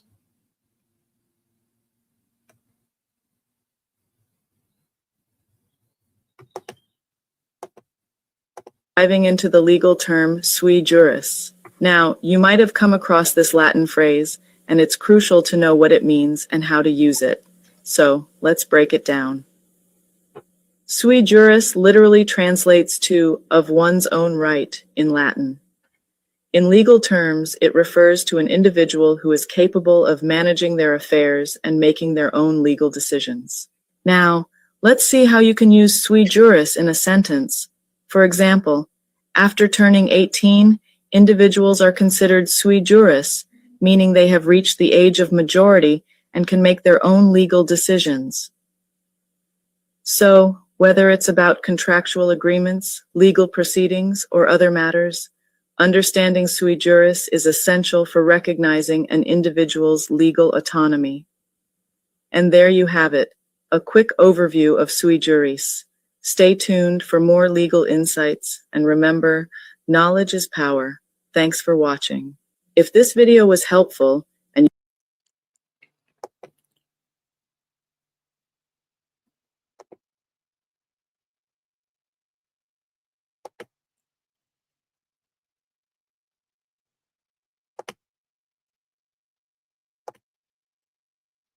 All right. Just a couple of things that I had brought up. So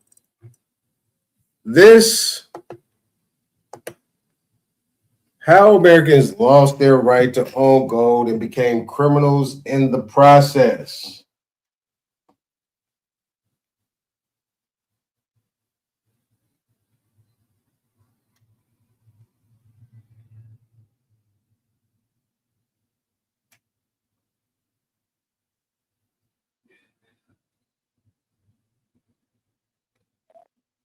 So if you ain't spending gold, you're a criminal. Yep. Yep. Pretty much in a nutshell. Yes, sir. June 5th. 1933. Nah, that ain't that. Oh, that's what that. Oh, That ain't got shit to do with that. That What's started way prior to that. I'm just saying. what's up? What's up, Daz? What's going on, Oh, brother? bless, man. I'm just sitting here listening, brother. Bless. 1933 I'm wasn't I'm I'm the looking. You said day. sue juris, so I'm looking it up right quick. Yeah, I got it. Listening. Yep, that right there is your major thing, and you pretty much should sign all your contracts with that on. Yeah, but you gotta stay on your own square, and it's very scary to stay on your square. Believe that. No, it's not. But, bruh, I was there in courtroom, bro. I For stood my some square. people, They kicked me out 3 fucking times. It's not scary to stand on your skin. No, but you got to be ready for it. Like I had to be ready for it. some But I people. was like, all right, 3 times, cool. But the third time, the judge did started laughing and said, "Oh, you've been studying." Yup. Yeah, but that ain't he's laughing because it ain't gonna change nothing. You still ain't said the right thing. No. You didn't. I didn't say the right thing. I was still being new at that time. But I'm just saying, I kept trying to figure out what you kept saying because it's not coming out clearly on this side. So I was trying to like look up the words you're saying, and it finally came up to me. I'm like, oh, okay, there it is.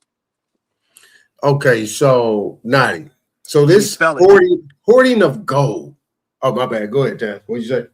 No, I mean, I'm just saying whatever words, terminology that you're saying is coming out different on this end. So if you just like you say the words sweet jurors, sue jurors, kind of like give me or give us a spelling of the word right quick, and then I'll understand it because I was getting all mixed up when you were saying all that word, and I was like, what the heck? Oh, yeah. It's sui Yeah, I got it. juris. Yeah. Gotcha. SUI. Yeah, SUI. Yeah. Yeah, but when you were saying sweet, I was like, what? That's when it Yeah, was coming out. I'm just you saying. just gotta, like sweet, like SWEE. Yeah. Yeah. We got it though. All right, Go cool. ahead. All right, so the hoarding of gold. Why was that utilized in order to in that executive order to make people, to make that considered to be a problem or issue, or made it some type of crime or some hoarding gold? Cause it's the same as what happened in Tulsa. Okay. It gives one to move outside of the construction of the United States. So once you're a citizen, you don't have that right to be on your own standing. You don't have that right. That's stripped away from you. So whenever you try to go against the system or use some sort of protection in the matter of holding gold or using gold as a resources of trade, you're moving in a treasonous manner as a United States citizen. So they made implemented rules and things of such. That's what that whole 192 House resolution shit is about.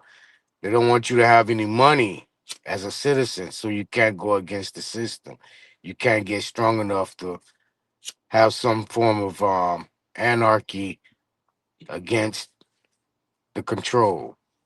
You can't build a nation. You can't build an army.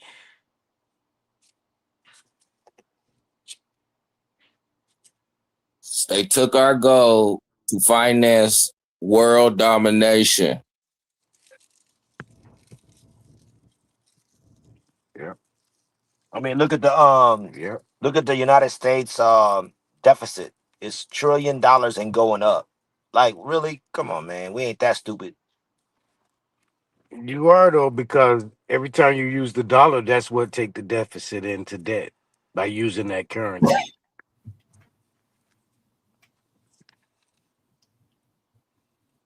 Don't understand that? Is that an incentive to make a motherfucker stop using the money and stop claiming to be a citizen? that you're selling out the goddamn country? Does that, what is it gonna take for people to wake the fuck up, my guy, my people? I've been seeing this shit and I've been on this shit for the longest, and I'm just looking around like ain't no one understanding it.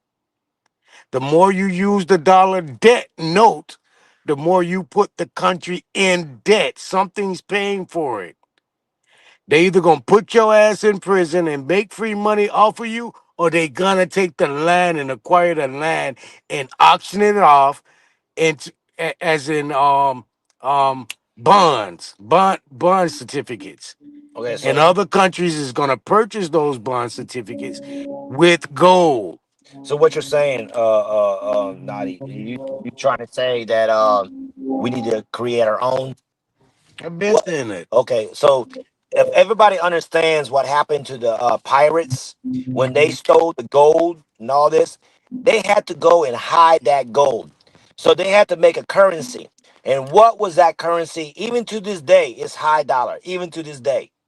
Because they knew they wanted that gold. The government, everybody was looking for that gold. They couldn't use that gold, but they had to do something else. And guess what they created? They created what is called the black pearl, and that what was used for gold. And so basically, just like Bitcoin and all that, basically somebody created that crap. But hey, look, it is what it is. Hey, this is what we're doing, and that's why it's very important that everyone needs to create their own business. Like you ever meet with us, we can trade. I don't need what species of money, whatever. I don't do that. It's what benefits us, and that's how it was. And so the pirates, if you ever read about them and understand what happened, they created their own currency by using the black pearl. Period. And to this day, it's high dollar.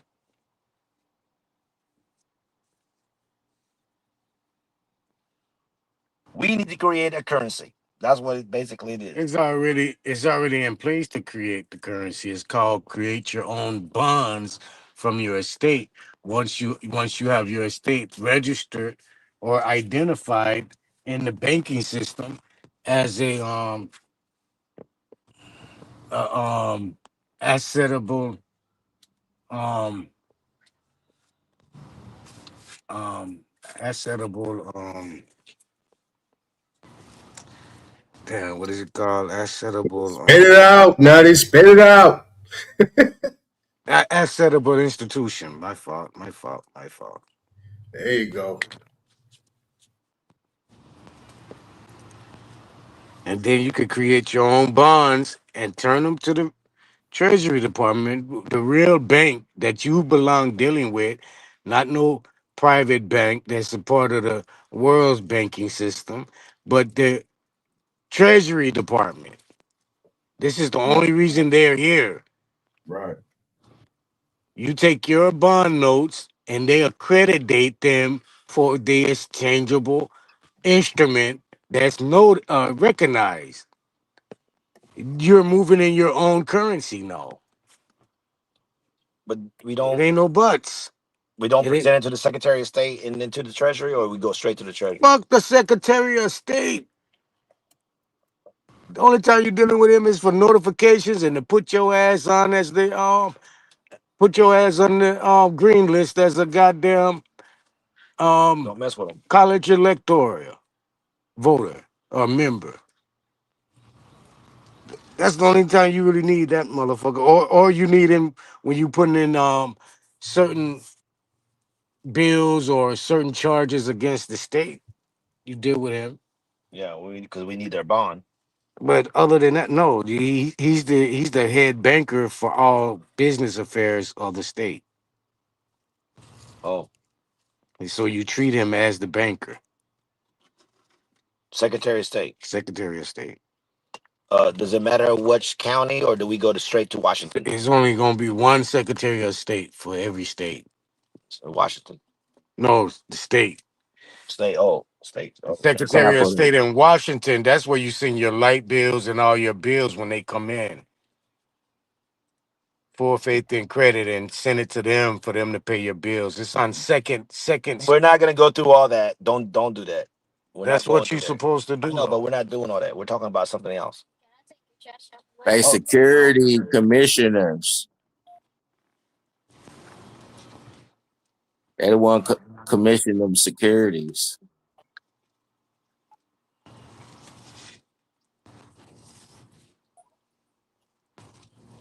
You guys looking at this? There you go. You got something on the line there. I'll read it. Go ahead, read it, bro. It's the Internal Revenue Manual, 3.8.45.5.2, remittance perfection. That possible remittances the IRS campus may receive for processing can include any of the following.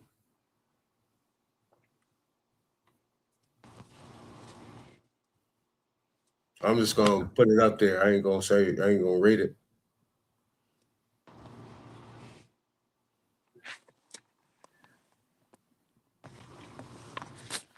All right. Hold up. Let me see. Hold up. I'm just not looking. Come back. Any of the following. Yeah.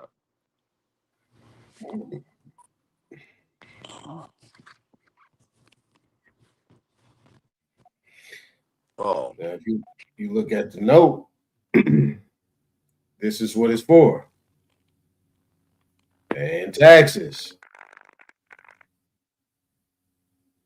So that means that anything that's paid or that is, I will say, that is demanded or obliged to pay in any of these form or fashions, that's a tax.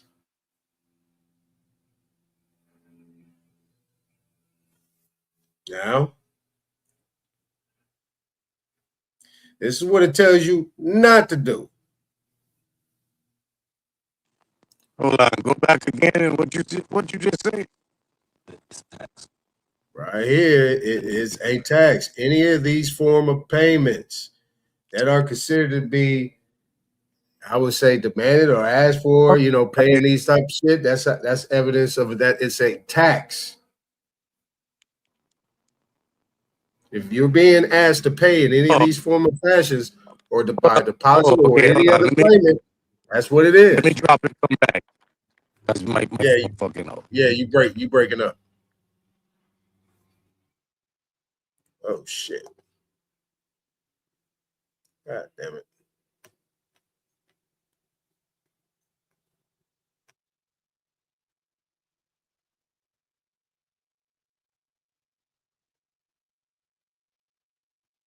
There you go.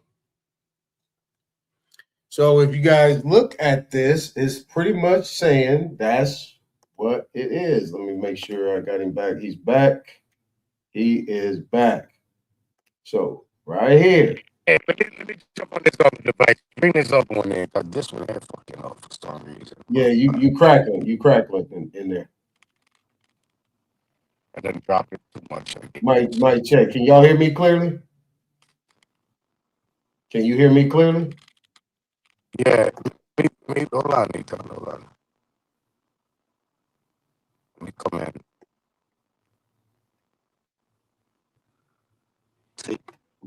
Any payment, a debt, fulfill a contract, or purchase goods and services. No, bro. Look, they got the list right there of if you paying their ass in any of these type of way.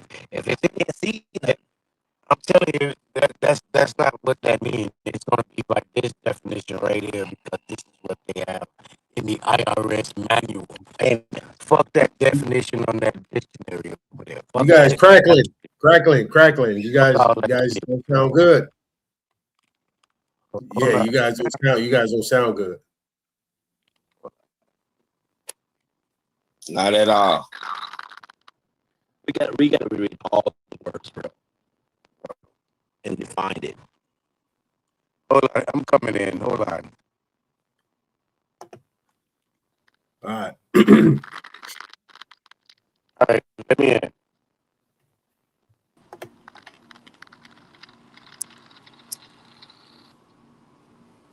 All right. I'm Is that looking at better? the draft. And All right. postcard. All right, that's better, right? Oh yeah, definitely. Okay, so let me reiterate this: is that these remittances, right? Because if when you receive any type of bill or some sort, they usually talk about remittance. They either call it remittance or they call it a payment coupon or they call it a coupon, payment coupon. So under these circumstances, right? What I'm saying is it says note, taxpayers may also pay taxes by credit card by phone. So what they're saying right here, if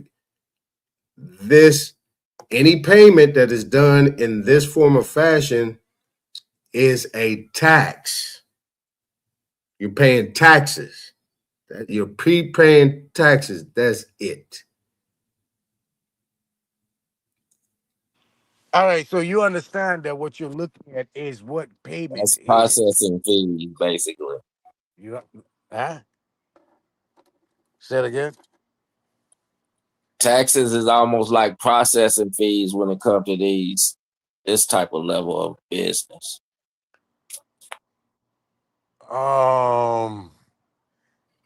Processing fees as in nah, nah. The tax got come in prior to the processing fee. Before you even process, you get taxed. So the tax is actually being hit for using the note or the debt note that's represented by the United States. They're saying you got to pay a tax on this note for using this note to pay your debt. Okay. That's what all this here is, what you're seeing right there. That's what a payment is. The personal check, a money order, a cashier's check, a cash, clerk's function, business check, No credit card. verified check, voucher check, treasury check, draft postcard. Greenbacks. That's the postcard type check, bro. That's what a credit card is. Draft postcard type check. That's a credit card. Silver coins, U.S. currency only. Gold coins, U.S. currency only. So what species of money are we talking about to go ahead and clear the debt to set off? You're using their shit. You're creating debt. They're taxing that for using that, and you're in debt for using that because you're never clearing the fucking debt. You're just paying it on a promissory note to promise to pay, but you're never paying it. So you never own it.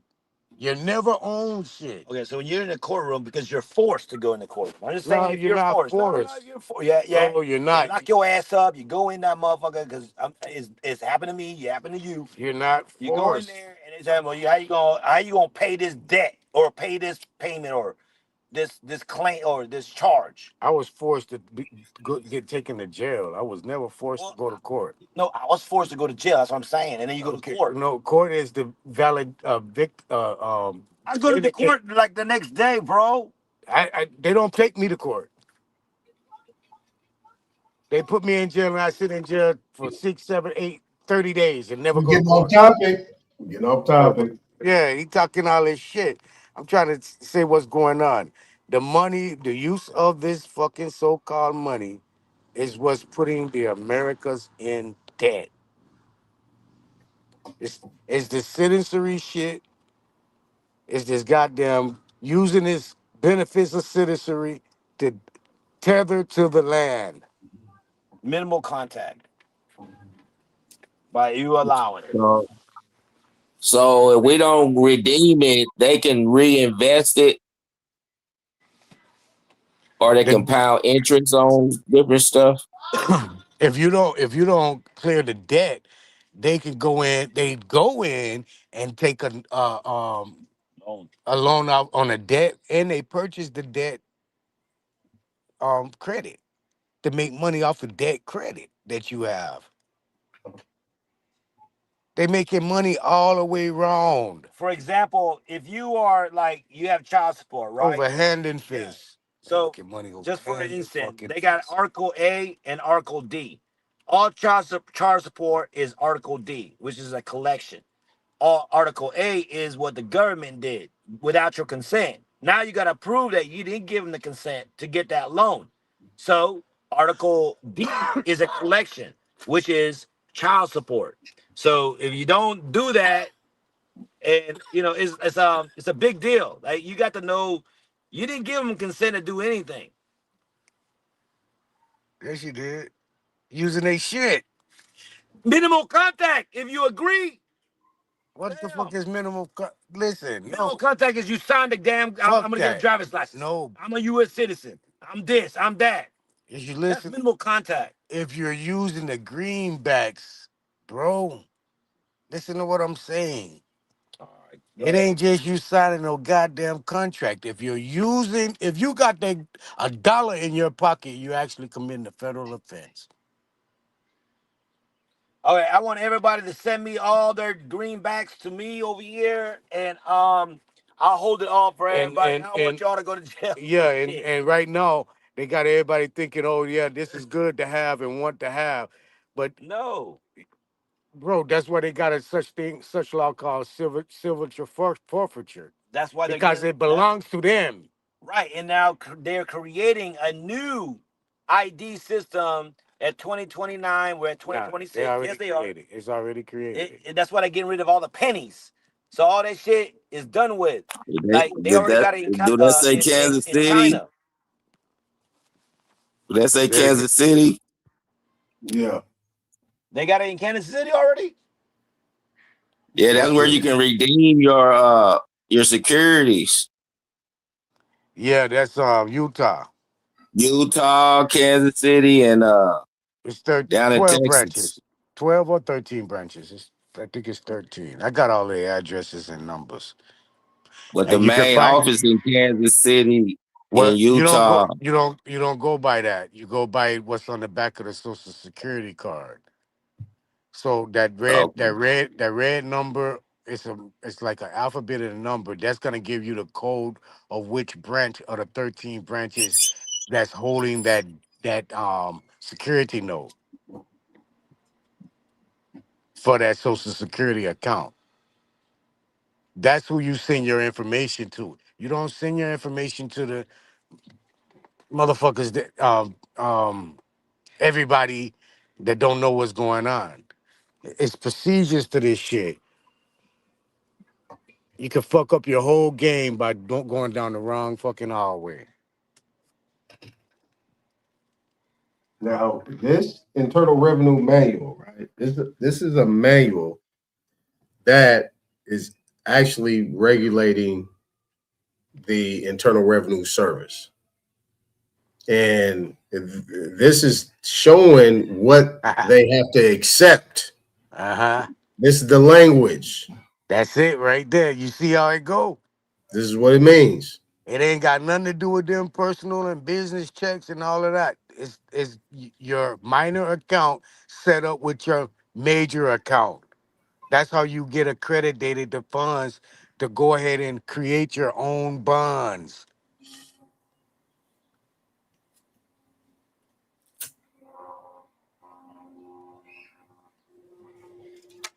All right. Understand these things. Keep scrolling down. Keep on going, bro. Keep on going. Who's a depositor?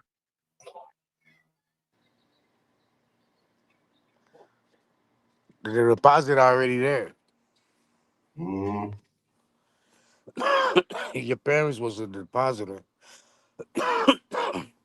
when they deposited the credit, but they were citizens, so they didn't own the deposit. They just registered the deposit. The United States, by them being citizens, whatever they created, the United States automatically has divvy over it. So by your parents being a citizen and being a Social judicial Security officer, holder. because to get a birth certificate from the courts, and that's what that is because it's court issued. To get a birth certificate from the state, you have to be a judicial officer, are recognized as a judicial officer. So all these titles your parents was playing while they was doing their paperwork without the knowledge of your parents, just on a authorization signature. That's it. And the claim So of those are property and description of it. those are grantors, right?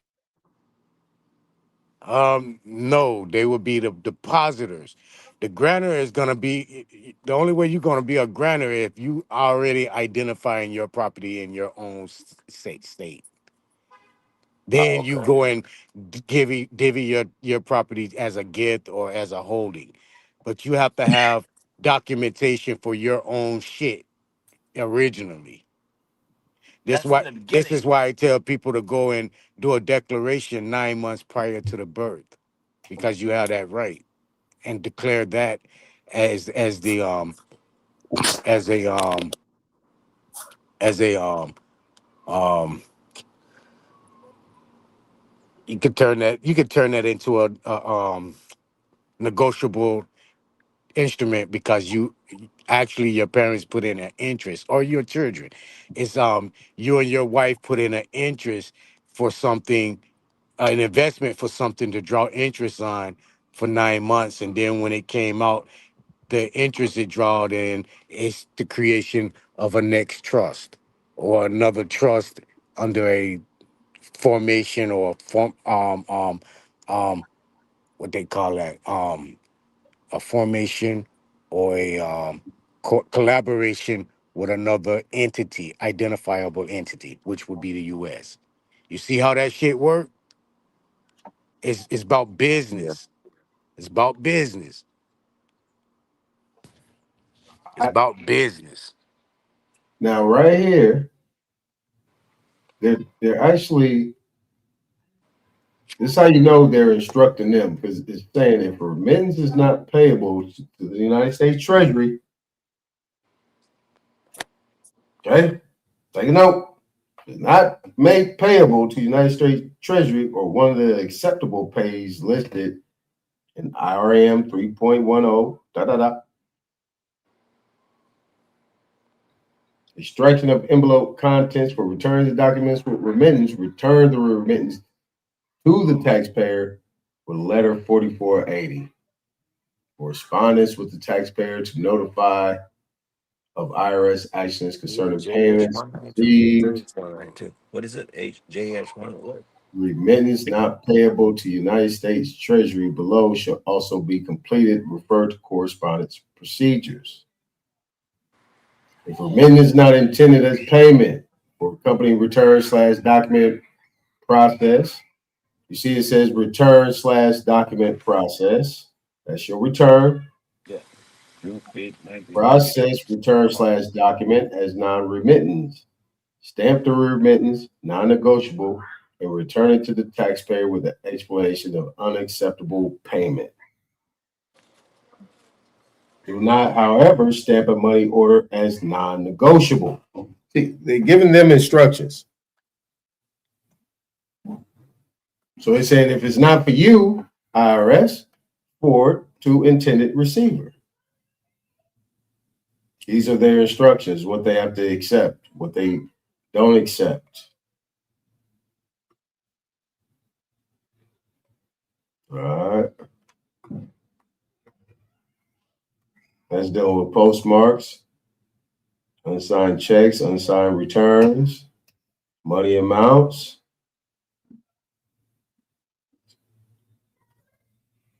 So this is what they have to do. Cancel checks.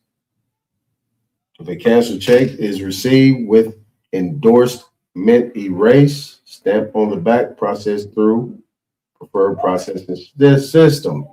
If not stamped, endorsement erase, photocopy both sides of check and attach any correspondence.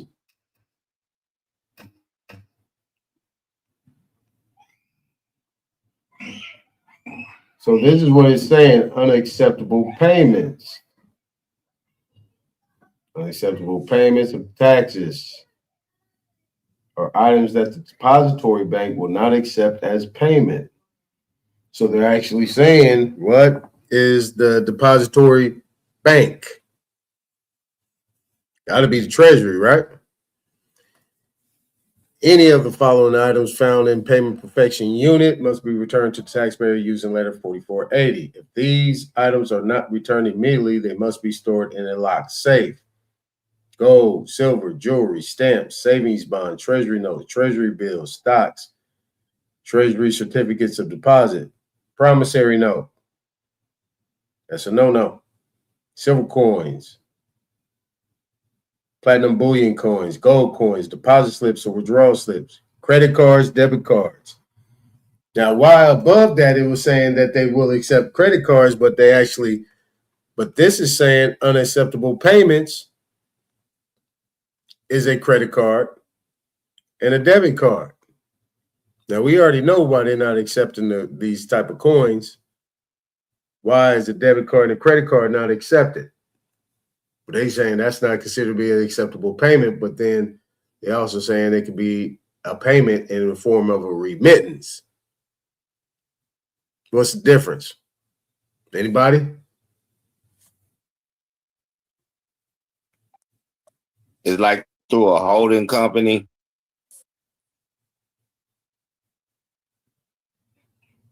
Mm.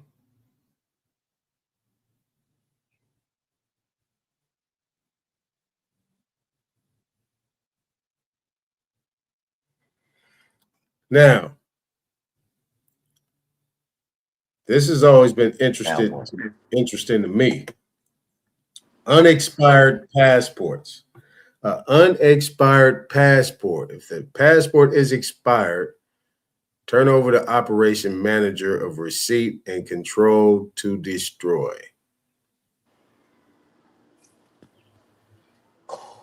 So why would a passport be considered to be payment? Some form of payment.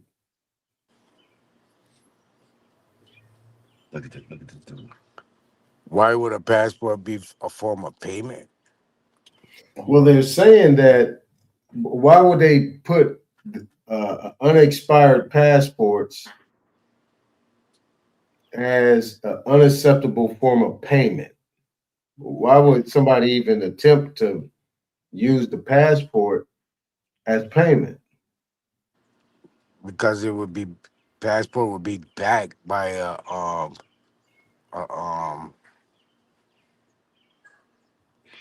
financial instrument. Okay. All license and certificates are backed by bonds and shit.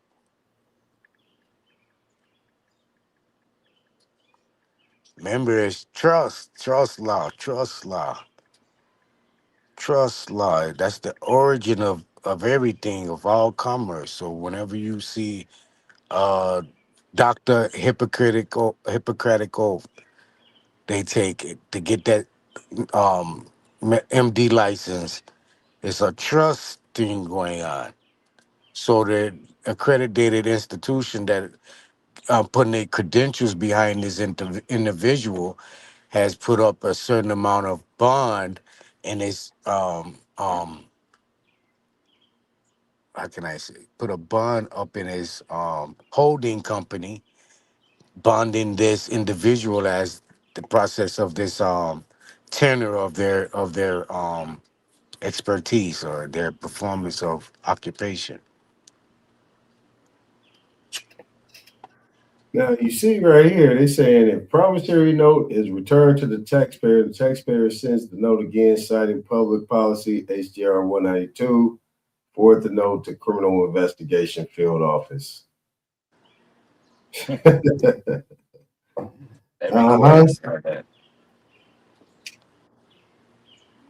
Every Yeah. court report that.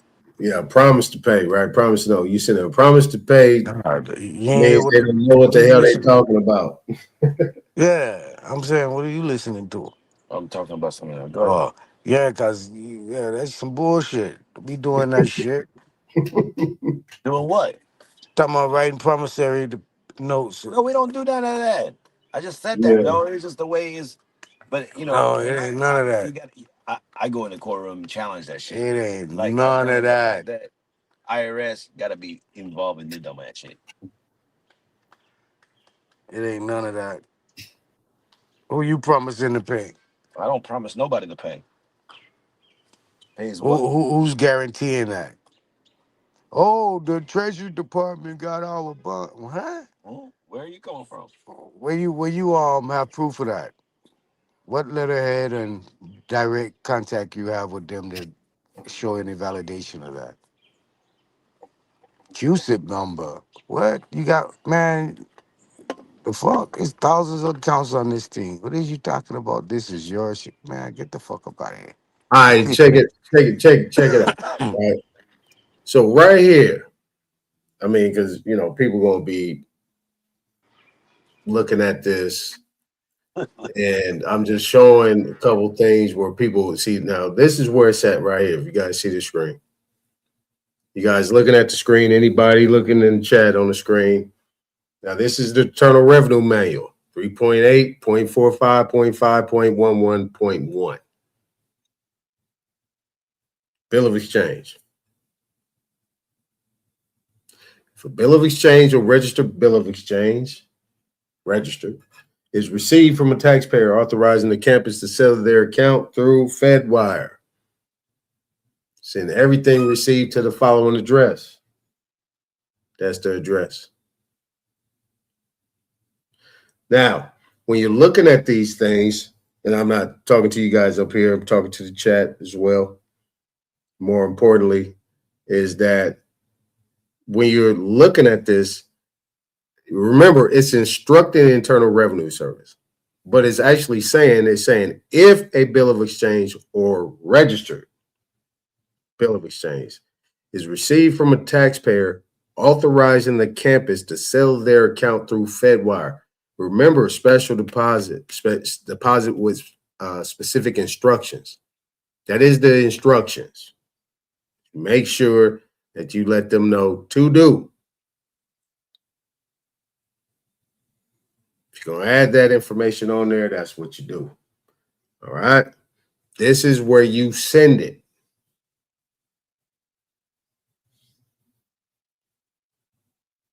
This is what this is saying. All right. Now, saying questionable payments. It says, we're going right here. Do not process any remittances containing the following characteristics. Unusual no financial institution name. If U.S. Treasury, UST, Bureau of Fiscal Service, or BFS is printed as a financial institution, don't do that. Payments with the phrase without recourse, don't do that. Present or where the RTN is the Federal Reserve and the account number is the 9-digit file is TIN, don't do that. Monetary instruments printed on check quality paper or photocopying paper, damn sure don't do that. Monetary instruments that reference Title 31 United States Code USC 371, don't do that. No bank routing information. All right. A lien number, the word certified banker's check, don't do that. The words, these right here, public, don't do that.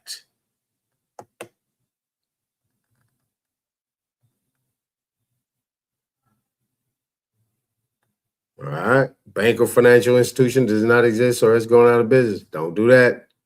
Non-negotiable remittances such as lien drafts, certified banker's check, public office money. Don't do that. Personal checks drawn on a Federal Reserve Bank or any federal aid. Don't do that. All right. Here's an example. Don't do that.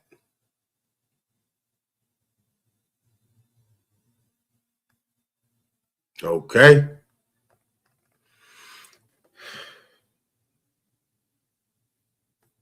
Don't do that. Don't do it. Don't you do it. All right. Now,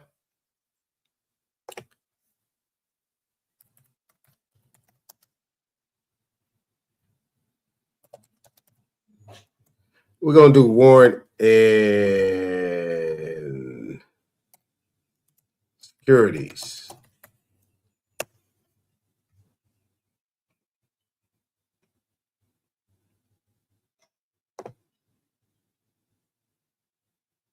We do the quick search right here. Now, this is warrant, right? People say, well, you know, got a warrant out for your arrest, and it's a warrant, it's a warrant. Now, what are we dealing in warrants? Okay, so this warrant right here says warrant in securities. It's a financial instrument that gives the holder the right, but not the obligation, to buy or sell company stocks at a predetermined price before specified expiration date. Warrants are typically issued by companies and can lead to the creation of new shares, which may dilute existing ownership.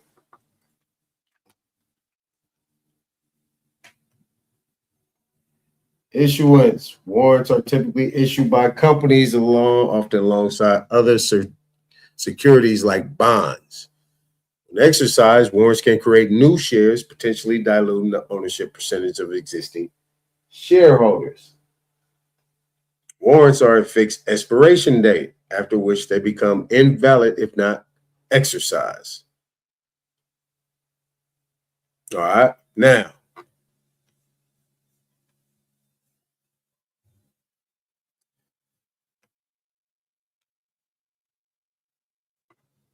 okay, now,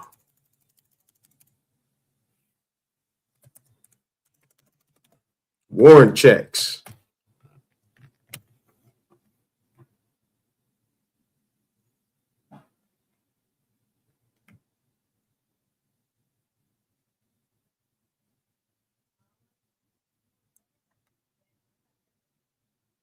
No, I didn't say that. I didn't say that. Warrant, government warrants as checks. I mean, I forgot how I did that. Look.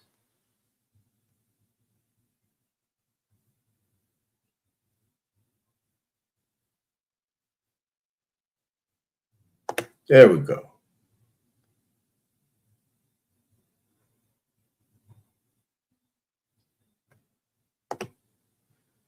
Okay, so government warrant checks. Government warrants functionally similarly to checks, as they are written orders issued by a government entity to pay a specified amount from public funds. They can be cashed or deposited like checks, but are drawn against the state treasury instead of a bank.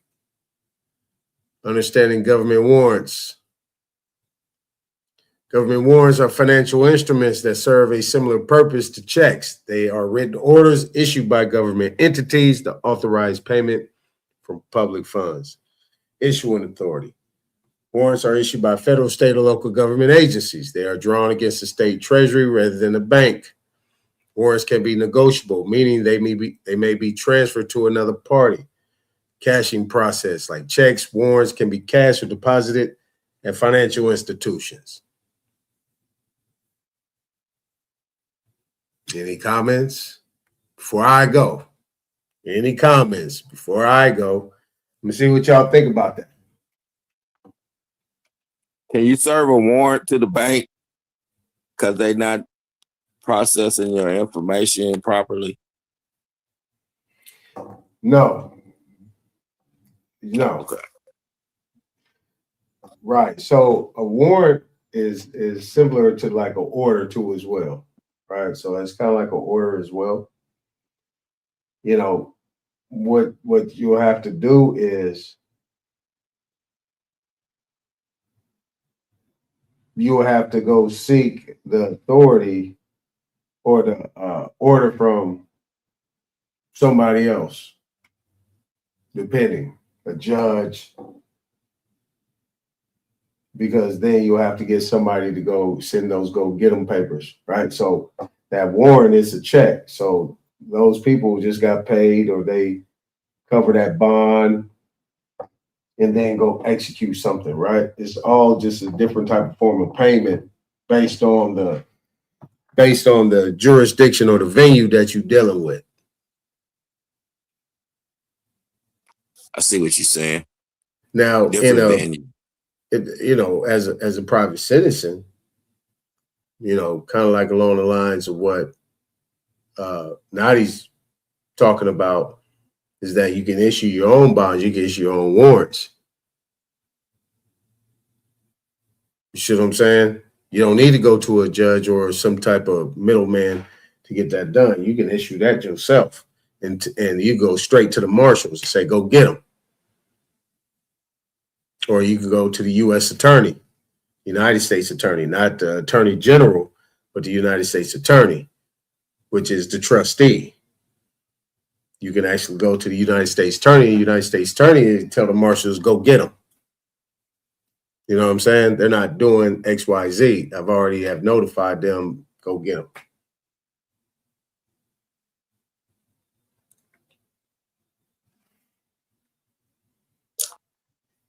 So is that what the Department of War, he ready to go get them? Trump? Yeah, I mean, treasury bonds, war bonds, tomato.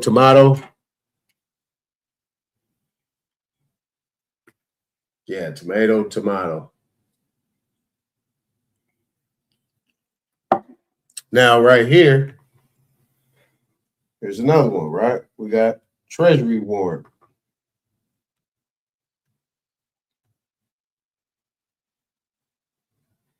Treasury warrant definition. The treasury warrant is an authorization that the payment be made from a public treasury, usually in the form of a check. Government disbursements are paid with treasury warrants. Characteristics. Government issue. Authorization for payment. Backed by government funds. Legally enforceable. Now, all this ties into what I was showing prior, right? 18 USC, 31 USC, all the different aspects of, 28 USC 3002 of these obligations, right? And how this can be done and authorized. But the main focus is my paperwork. I was looking at my paperwork today. It said express warrant. I was wondering what was that meaning. Right. So so you know what a warrant is now. That's a check. Yes. So it's done by express. It was done, if it's express, it's done by express trust or by express contract, right? It's verbal. So that could be also attached to a will and in the last will and testament where it was expressed. That's what they have, and it's in writing. Even though it's in writing, it still could be considered express. Express means it's like expression, just saying, I speak this into existence and this is what I want. This is my will in my testament. So that express warrant is basically a check. Right, to facilitate what you expressed. Exactly. So that means that what you got, you could say, your people had their own treasury, they had their own bank, and everything was pretty much protected under that shelter. I'm just going off a wild guess. I don't know that to be for sure, but based on what we got,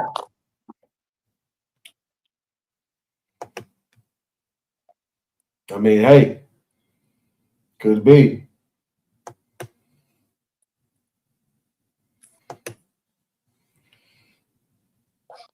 Hey, can't nothing be done, and if you don't express yourself.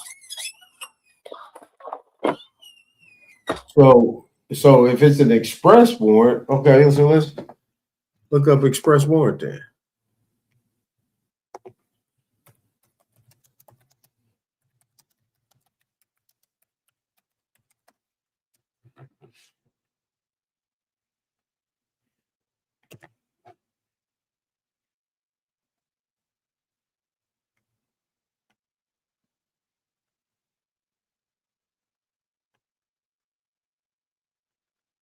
It's not saying warranty, it's saying express warrant, right? Did it say warranty or express warrant? I gotta look.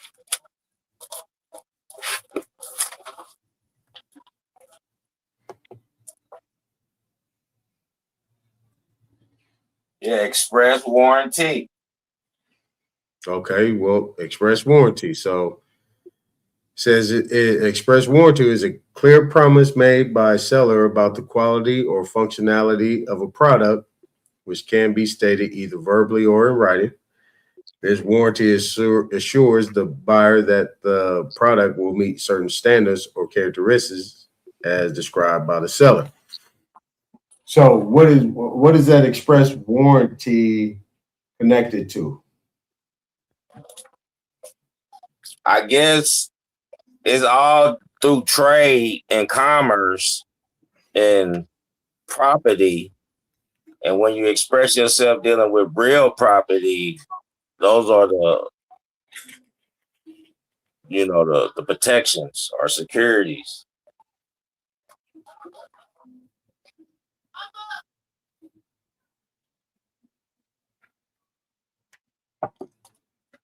So being that securitized. So what you have right there was that some product they had? Was it crops or what was it? No, I was looking at how to express myself through I was seeing express trust, then I seen express warranties, and I was thinking that they describing commerce and property, so I was kind of trying to put those together. You get your trust fund money, and when you express yourself through through that warranty, is you got some type of insurities, and that's what the Social Security is about, securing securities or right, insuring securities. Well, that's a form of based on this definition, that means your people had product. They were product that they were selling. So if there's an express warranty, there's product that it was selling, and yeah. But in terms of the warrant, that's something totally different. So maybe that guarantee could have been something where they could have utilized that in order to get funding. You know what I mean? Get funding or get money or whatever, in doing business with the government or with the nation or whatever they was dealing with. That's probably the America's responsibility is to make sure they selling functional goods in their system, in the U.S. system. So you can't just be selling no faulty stuff. But that's doing commerce. I'm talking about trade and exchange and beneficiaries, type stuff. But it's probably two separate things. But right. that,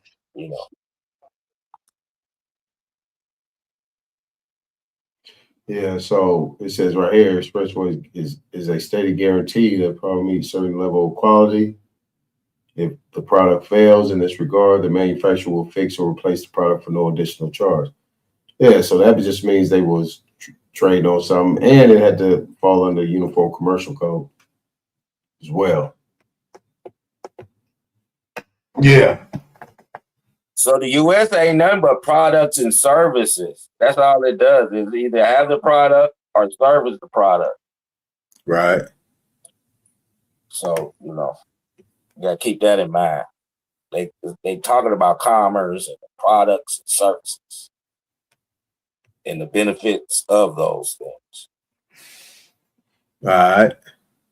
All right. So I'm gonna get into this document. This is one more thing I had to pull up. Defeating corruption by law. Now, dealing with the court situation, because we covered the different angles of things. We have our sui juris, which is sui juris, which is of your own right, self-law, capable of managing your own affairs, not under the rule or the authority of anyone. We also know that the United States is liable for all debts, public and private, dollar for dollar, that all obligations are of the United States in all forms of payment in any form of fashion. We also know that based on HJR 192, based on the suspension of the gold standard, that the government or the United States actually became what is considered to be the constitutor of government, which made them liable for all debts, public or private, is called parens patriae. Now, we also looked up 28 USC 454 that states that all justices or judges who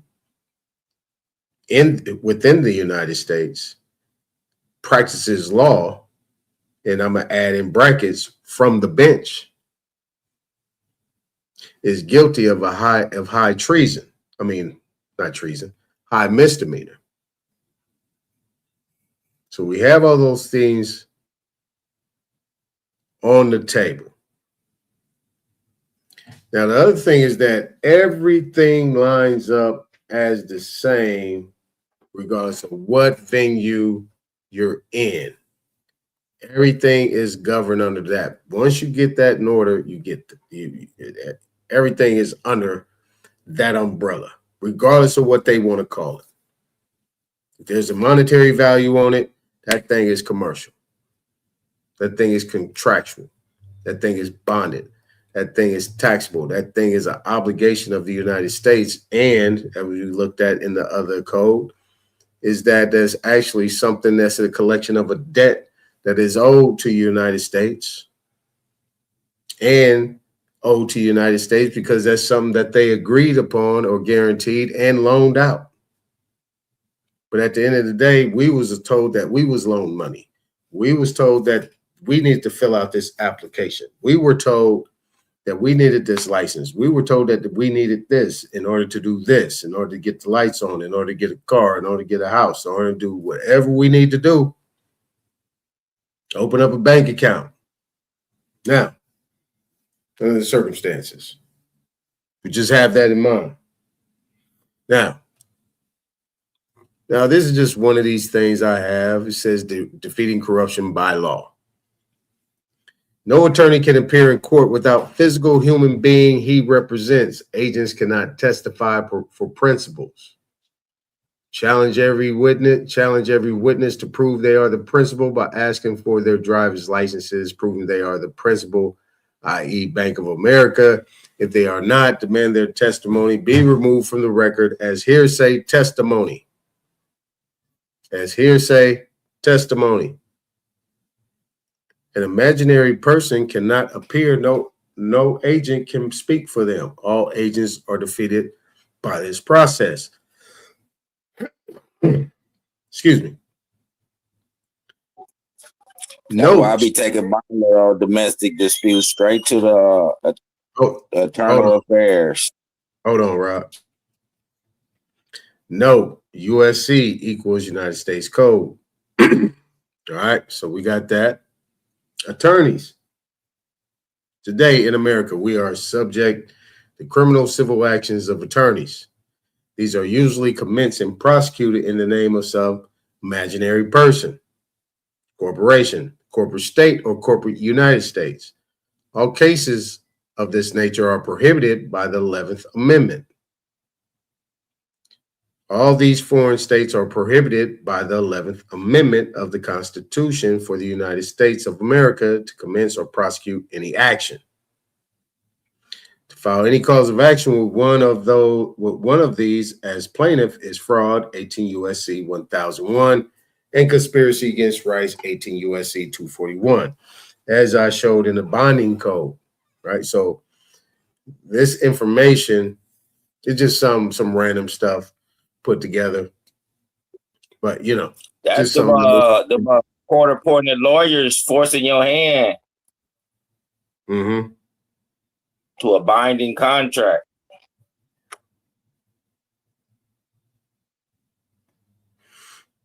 Now, which is unconstitutional under the 11th Amendment.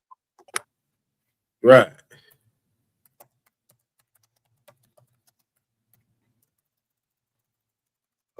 Wrong one.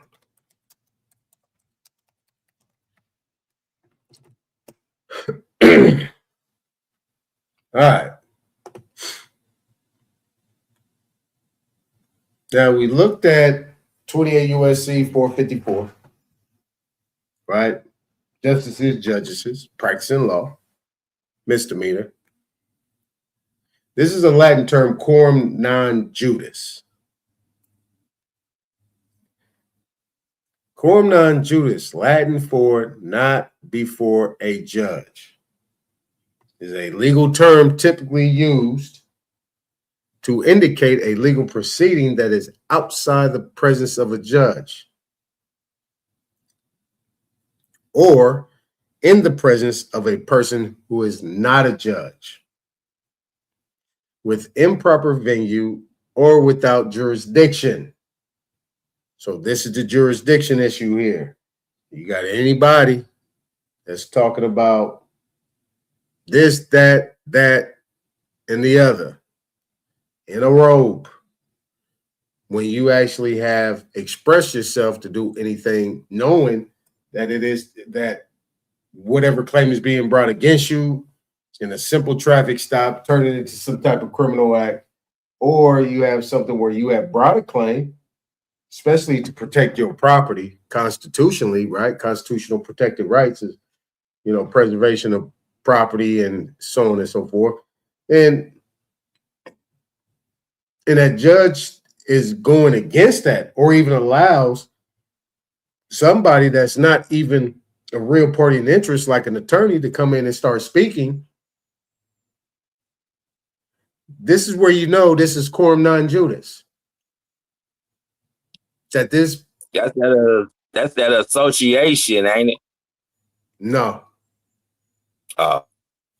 This is somebody that came into the court with a robe that decided not to execute his office or her office. This is somebody that is posing as a judge, but is not a judge, based on the fact that they changed venue and jurisdiction.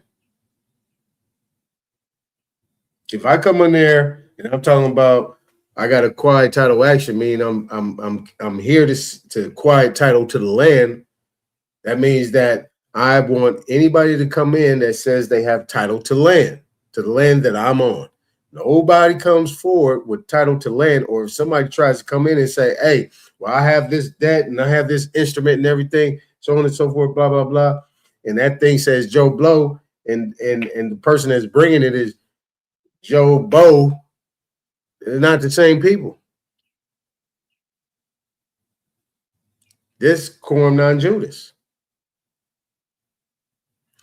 Now, it says any indictment or sentence passed by a court which has no authority to try an accused of that offense, or that not just let's change it, not any indictment or sentence, let's say any judgment or order that went against the real party interest for the protection of their land and seeking the quiet title, that is passed by a court which has no authority to try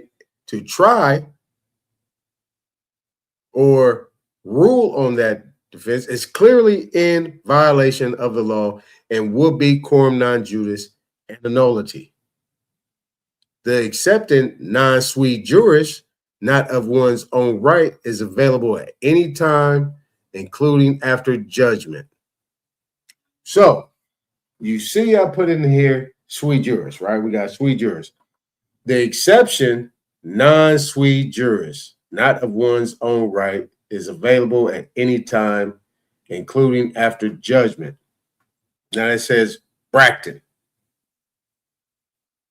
Now, what I'm going to do tomorrow, I'm going to go straight into this and we're going straight on this. We're going to spend time on this right here. We're going to really play this thing out. Because in every circumstances, court is being held wherever you go, whatever situation you're in. It's being held. This is what you guys got to know. Court is being held.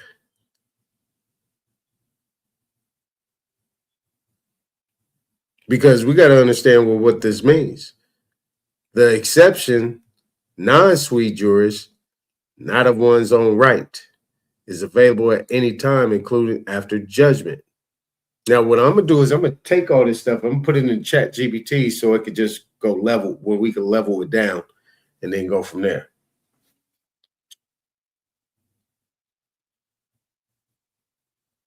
So we're going to look up Bracton. We're going to see what that is. But this is what we're talking about. Now, what I'm going to do also right here is we're going to look up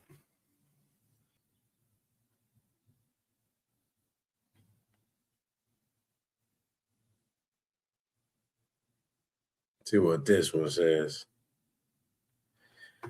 Right.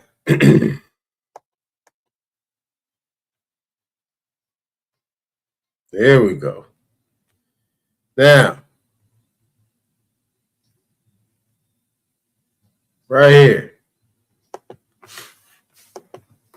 U.S. Supreme Court decision.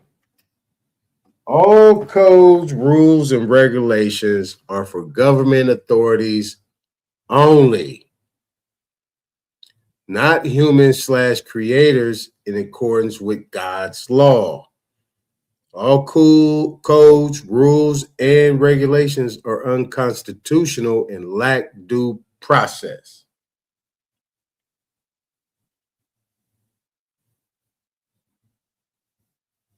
All codes, rules, and regulations are unconstitutional and lack due process. Nonetheless, what's going on, brother? What's up, y'all? Peace to the God. What's up, bro? Peace. Y'all hear me? Okay. Yes, sir. Yes, sir. Yeah, I'm listening. Mm-hmm. Y'all So going up. yeah, so thank you. But yeah, so like this right here, boom, that right there. This is something, boom, snap that, pull it, utilize that. Because this is what that says. Okay, so let me see what this next one says. And again, Self versus Ray. The common law is the real law, the supreme law of the land. The code, rules, regulations, policy, and statutes are not the law. Now, what do we have here going on? Now, before you answer that question, one more thing I want to show.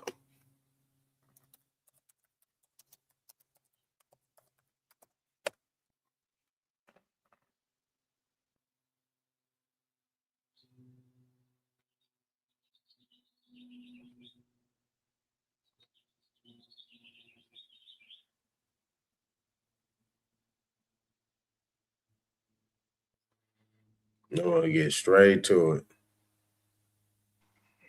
You know what that is, though? You looking up common law? No, I'm just looking at. I'm kind of focused on sui juris. I had 28,454 about judges practicing law. You know what I'm saying, and really just practicing law from the bench. I got you, but you know what's good to know though, because I hear a lot of people talk about common law, but that's going into the realm of judge. Like pull up judge made law. All right, hold on real quick.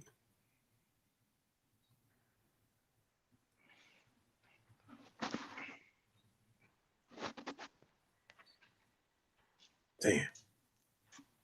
Let's see. Boom. All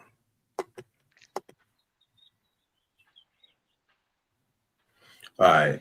Give it to me again. Just put in the search engine judge made law, and we're gonna see what that means. Because a lot of these words they kind of throw you off. The reason why the in law or any of these phrases they change it up to confuse you. But when you get back to the root of what it is, it simplifies it for you. See, they make these Right. complicated stuff. All right, what it say? Let me see what it say. Okay. So it says also known as case law refers to legal principles Case law, yep. That's common law. established through judicial decision rather than legislative statutes. It relies on the doctrine of stare decisis. Stare decisis is like full faith and credit, or stuff Right. like that, where it's precedent. Mm-hmm. Meaning courts follow precedents set by previous cases to guide future rulings. Right. So judge made law is common law, bro. So I hear a lot of people say, well, they don't have common law anymore. I'm like, damn, what you talking about, bro? A lot of these case laws is creating law. That's why a lot of times your case will get thrown. You'll win the case because they don't want it to go to trial because they don't want to set precedent. You see what I'm saying? So that's what you're really trying to force them to do. Exactly. And so when you learn this information, you're going to find out that, oh, I found where y'all weakness is, and it's knowledge. That's why we tell people to get knowledge. Once you got knowledge, you can defeat them. You know what I mean? And they're at their own game because their game is actually pretty weak. But they bank on the fact that we're not going to figure it out. You know what I'm saying? And once they can say, oh, they ain't going. The longer they go with thinking that we're not going to figure it out and putting agents and putting distractions out here. That's why they put distractions out here so we don't think for ourselves. Because if we get on that level where we like, you know what, we're gonna concentrate on figuring this shit out. It's over with. Right. You know what I mean? Yeah. So they gotta put distractions out there. They gotta have the girls. You know what I mean? For the dudes, the girls out there with the, you know what I mean? I mean, we victim of it. I mean, I like looking. You know what I mean? But once we get in our bag, yo, it's over. You know what I'm saying? Mm-hmm. So that's just one thing, because I hear people talk about scholarship. I'm like, yo, y'all don't even know what scholarship is, because the scholars know where to look, and scholars is in a whole different search engine. Because I don't say the certain shit because I'm trying to, act like I'm smart or try to, when people be like, I'll be like, yo, don't look at Wikipedia. I'm saying that for a reason, bro. Like if you already study, it's okay. But if dudes trying to, you know how it is, Aton, Yeah. man, on here. People be like, oh, they go to Wikipedia and you like, no, bro, you ain't ready for that. You know what I mean? You ain't study enough to really figure out what it's talking about because it's a rabbit hole. The real scholarship is in a whole different search engine. And you know what that is? It's called Google Scholar. So if you don't know about Google Scholar, then don't talk about scholarship. Because that's going to show you where the laws are made, and it's made through judge-made law, which is case law. When you take stuff to court, when you do your work, you do your proper procedures. When you're doing your paperwork, that's what paperwork is for. Paperwork is because you're creating laws. You have the power to create the laws. That's what laws are for. That's why you put in the paperwork, so you be the creator of the law.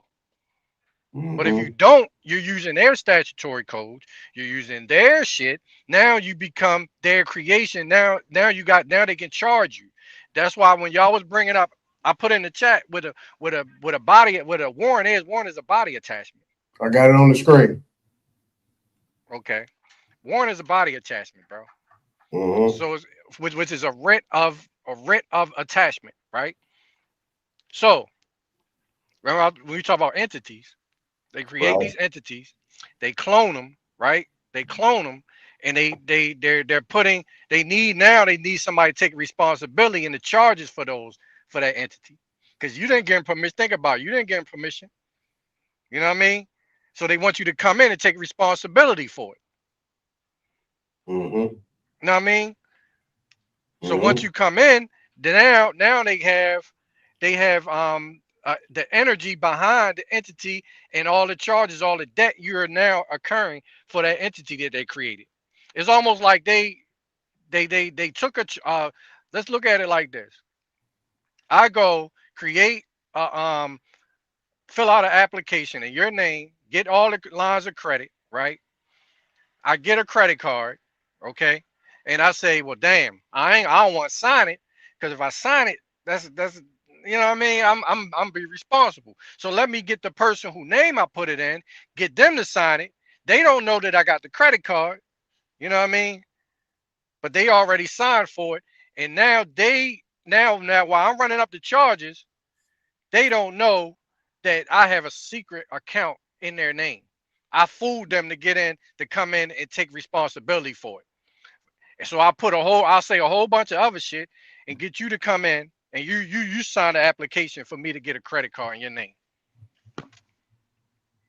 And until you come in, I don't have access to the credit yet. That's what a warrant is. It's a writ of, they need a body to come in there. You feel me? Yep.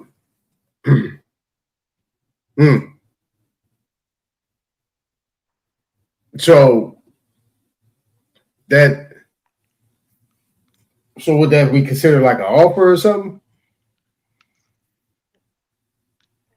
Well, would it be also considered? Well, let me say, would it also be considered an offer? Yeah, you can say that, but at the same time, what they're doing is they're offering you your freedom. You see what I'm saying? That's the offer. It's almost like an intimidation factor, whereas though, okay, I can't ask them, you know what I mean? Because if I ask them now I'm under their jurisdiction. So it's almost like we're gonna wait for them to have to come in here and put them under some type of threat, but we're not going to threaten them. We're gonna get them to voluntarily come in here, some way, somehow. That's the game. So it could be a traffic ticket, it could be anything. You know what I mean? It don't even have to be a true statement. Somebody can just get an ex parte against you. That happened to me before when I was, in my 20s. Somebody just had some ex parte. They went and I wasn't even there. Next thing you know, I ain't even know. You know what I mean? So now if I do something, all of a sudden the police pull me on like, oh, you got a warrant. How many people, plenty of people that have warrants, they ain't even know it. You know what I'm saying? Yep, I'm one of them. Yeah, my sister had one. You know what I mean? And she got like 3 degrees, you know what I mean? All types of stuff. She was doing something. She was filling out some paperwork for the government. Next thing you know, you got a warrant. Ooh. I knew what it's for. It was some shit that was with me. You know what I mean? It wasn't me and her, but it was some people we was beefing with. Back in the day, like 20 years ago, type of shit. Still out there. From 20 years ago, bro. You know they be broadcasting that criminal acts for you to be stereotypical, and then they got agents watching you, and then that's probable cause right there. They be like, yeah, we seen you jaywalking, or more than one people in a group. Right. And then what that's going to do, that's going to trick you into coming in, signing that paperwork, giving them lines of credit through the courts. They got too much pride to ask us or to alert the public that they need us to get this credit. So they do little devious bullshit, got us thinking that, oh, you a criminal, boom, boom, boom. when you really think about it, bro, we got this. It's like when you know the see if we you notice our land, bro, just by them what they're doing, just the shit that they doing. Once you know, you like this got to be our shit, bro. The more educated you get on this law and what they doing, you're like this got to be our shit. Cause why would you, bro? Why would you, right? Have oil. Look at this right here. It seems like I'm going off a topic, but I'm not. Why would you be the number one? Our land produces the most oil out of any country, but yet we don't. The refineries here, they didn't build a refinery to refine the oil that's on in America. They built them to refine the foreign oil, right? Because the oil here is a little thinner. Is they say it's sweeter or some shit. You know what I mean? But the refineries are to refine the foreign oil. So they ship oil here that can process do the plants because that's what our refineries are set up for. Not for the oil that we produce on the land. Because why? This is my theory. It's because they know that that's our shit. So if they get the shit from us, now they owe us on our land, bro. If you're producing the oil on the land. So what they do, they sell it foreignly and then ship the oil back over here so that they can charge us and say that, well, we're still working on your behalf because we're shipping the oil from your land to the foreign lands. You see what I'm saying? And we're not producing the oil here and refining it and using it, which means that our land and our trust, all that wealth would go back to us. It's the same thing they did with the Boston Tea Party. The same shit. Yeah, they shipping out our oil, have Yes. another country process it, then sell it back to us. Thank you. And dip in our trust. Yeah, does that make any sense if the shit if they hiding something from the people that's here? It don't make no sense, bro. You have a couple other things as well, depending on what you're dealing with. Statewide, federal-wide, you got 1414. Can't remember all these form numbers, but yeah. And these are all contracting bonds, contractors' bonds. But yeah.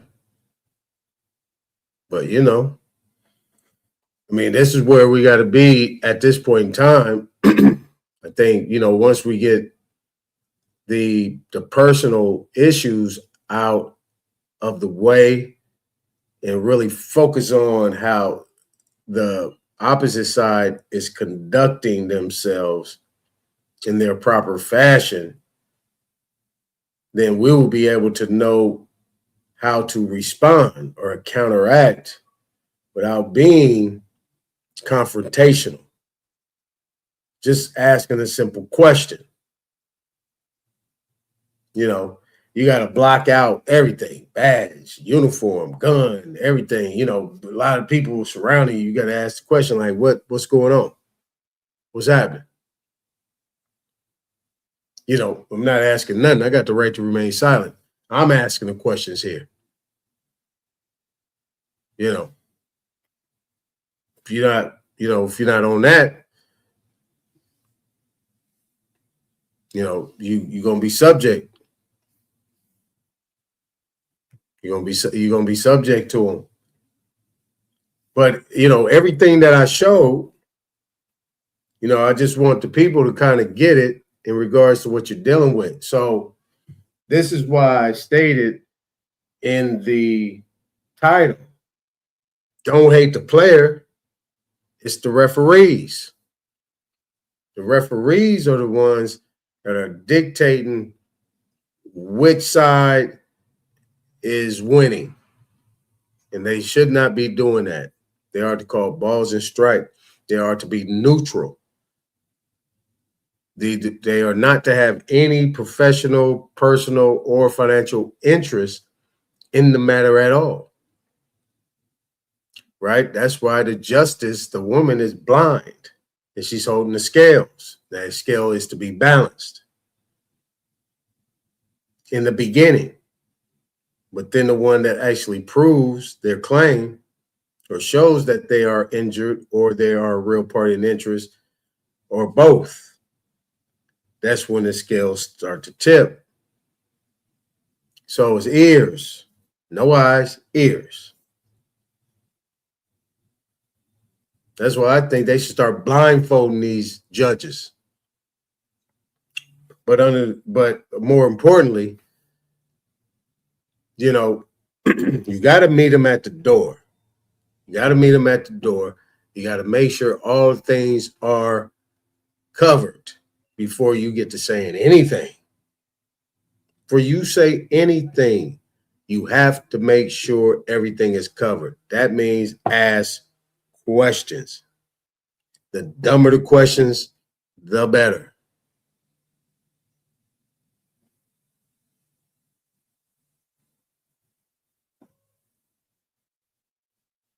Right? So, I mean, with that being said, I don't know. I think we pretty much I think I covered everything that I want to cover right now. I really want to go into the whole process of the case laws so that, you know, we can kind of get into the role play of just kind of understand what's going on. Now, I wish you'd have came a little bit earlier, but yeah. Yep, this is Monday. And you know, the other thing is that you know, it could have been don't hate the player, don't hate the player, hate the game, but you can't really hate the game either. Game is here.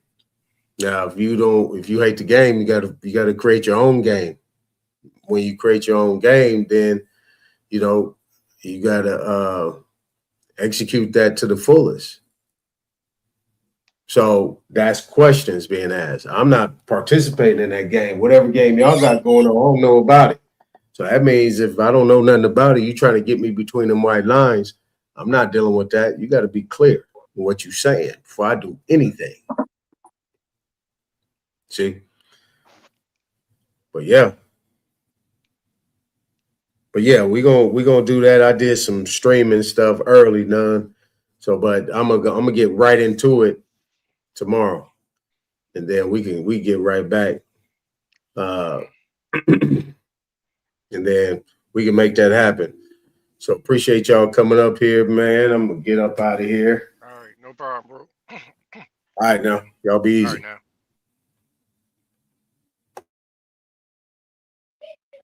Appreciate you. All right, Rob. Yep, we just gonna close out on this other stuff. Just gonna play the little exit music and we out of here. Hey, appreciate y'all being up here. Make sure y'all hit that thumb up, thumb down. Care what you do, repost it on your chat, on your channel or whatever. Share it with your friends. You know, it's Monday. You know, coming off the weekend. You know, Monday's always rusty. And but yeah, we got some good stuff in. That's, you know, everything. I appreciate everybody coming up here, adding their expertise, their knowledge. And yeah.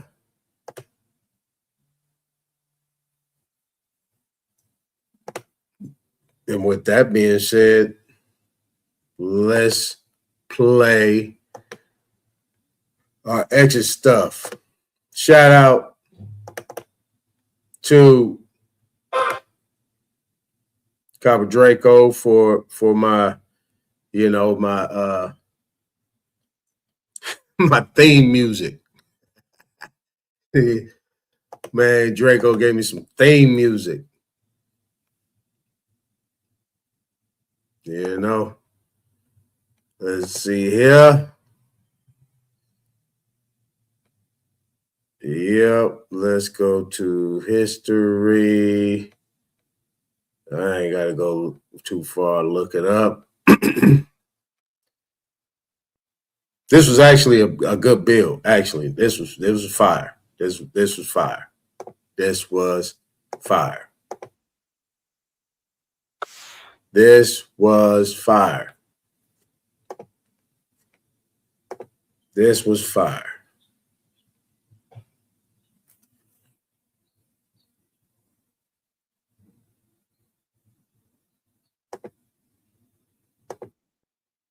Oh. Yeah, man. Appreciate y'all being here. We're going to exit out on this thing. Hold on. What'd you say, Rich? So basically, we need to be competent enough to be an administrator for the entity. Absolutely. If we want to put it in that small sentence right there, he just pretty much took 3 hours of what I said and made it in one sentence. Hey, man, don't be trying to show me up, man. Hey, look. That's it right there. That's it right there. It's all good. No, but that's it right there. So basically, we need to be competent enough to be an administrator for the entity. Yes, but let me add something to that. You got to be competent enough to handle your own affairs. Being competent enough to handle your own affairs is knowing every aspect of what has to do with you. Because if you don't, it's going to come back and bite you. They always want to come and attach something to you. Even though they can't, they do it through incompetency or not knowing. See what I'm saying? Yep. Yep. And that's right. You got to keep learning from the best, brother, whoever that is. I don't know who that is, but whoever you learning from, keep at it. That's what I'm saying. That's what we up here for. We be here to build and be great. So manage your own affairs. Under the circumstances, you've been taught well by your mother and your father, your grandparents, your brothers, your sisters, everybody that's around you, your friends. So you know right from wrong, and you know when you're getting played and you're getting hustled. So look at it from that perspective. It's something that's called the emperor has no clothes. So when the emperor has no clothes and you know that, then you know that whoever's coming to approach you, you treat them as a man or a woman, somebody that is on your level at best, most likely beneath you. See what I'm saying? That is the key. You give them power, they're going to execute that power, and it ain't going to work out good for you. You feel me? Yeah.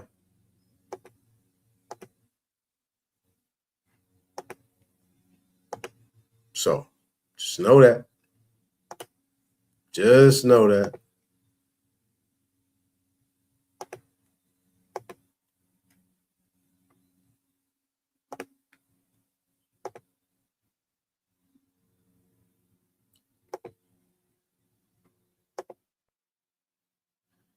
All right, we're going to play these last two. I'm not going to say nothing else, and we out.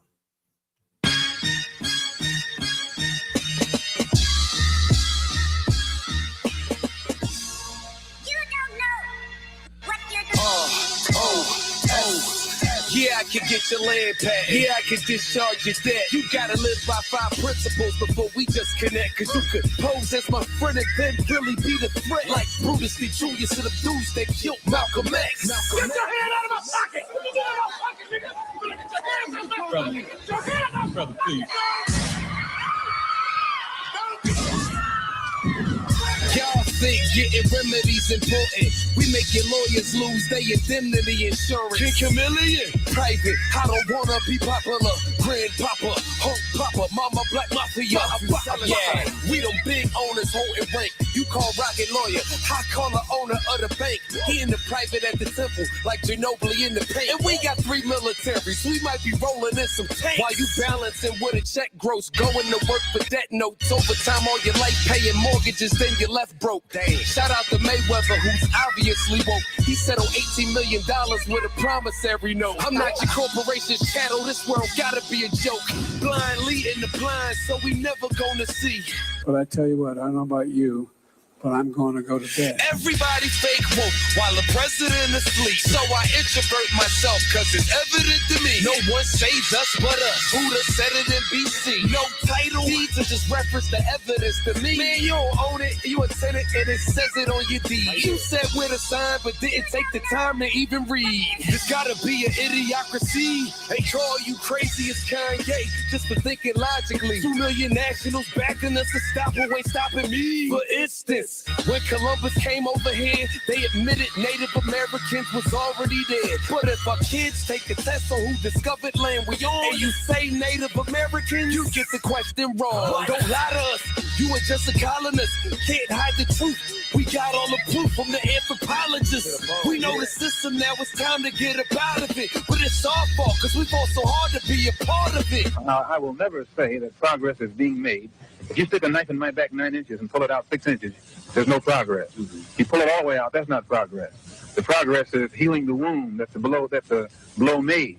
And they haven't even begun to pull a knife out, much less try and heal the wound. They won't even admit the knife is there. All people trying to burn us, out and selling services with disclaimers, saying that it ain't for legal purposes. No cash, broke ass, internet burglars with temporary schemes and a lot of fraudulent dreams. Yeah, we got our own embassy, we got our own consulate, foreign administrations, and 3 armies on top of it. We live by 5 principles, but we'll die for this. Freedom back to the people, protect them from the apocalypse. I took that title that they gave me and I clouded it. That's what you say, sets the QA, I got a bond with this. My way of thinking pissed the military off. I ain't with their way of thinking, Roman military law. We coming peaceful, outside the mosque and the cathedral. And we'll resort to violence, I gotta protect my people. They call us ghetto, they call us thugs. The only God they worship, guns, oil, and drugs. I'm on the block, Martin Luther King was shot, holding a gun that killed Kennedy, trying to find a remedy. You can't cancel me nor censor me with chancery and sensory. God-like energy to infinity. My actions are my testament. I got a lot of questioning. How Ben Frank was on 100 but was never president. You broke, you go to jail. You got money, you get right out. They lock you up for drugs, but they got coke in the White House. What?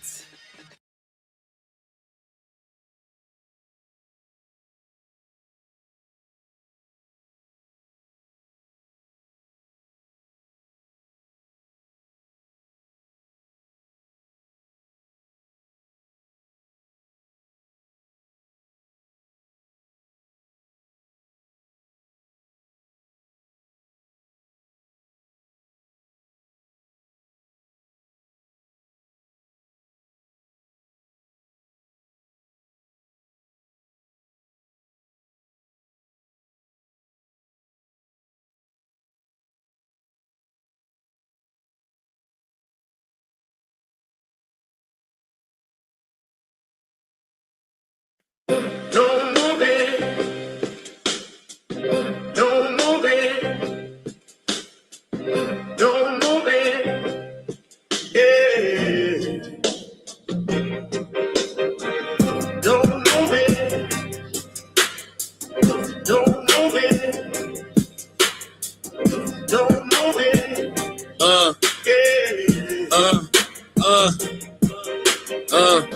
I'm the coach, quotes coded in oak with a ghost loaded focus. Chrome in the coat, king with the cloak, smoking that hocus pocus. Infinite styles, pivot and pile up the mileage. I'm wild with the science. You see the line on my avatar, iron jaw pride. I to devour the silence. Why you niggas steady lying? Got me laughing hard, satire and fraud. I fire the squad. Wise get crossed when I'm sparring with all the guards. Author of art, carving a mark in the bark of the market at large.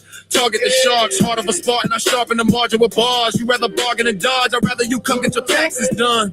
Black suit, back room, facts in a stack. I'm relaxing the maximum. Get out of the pocket, the profit of rocket. Then I just might tax you punks. Bracket your funds, subtracting in chunks. Reacting to acid, you're begging to punch. Sometimes my community, hard-headed, scarred, dreading the lessons. I chart head and start spreading the message. Embedded in pressure, sovereign living. I'm private with it, no corporate percentage. Discharging debt with a pen stroke. You still don't notice the vision. I've been telling y'all you don't want to debate me. Weighty and ready. Great with machetes, linguistically shredding the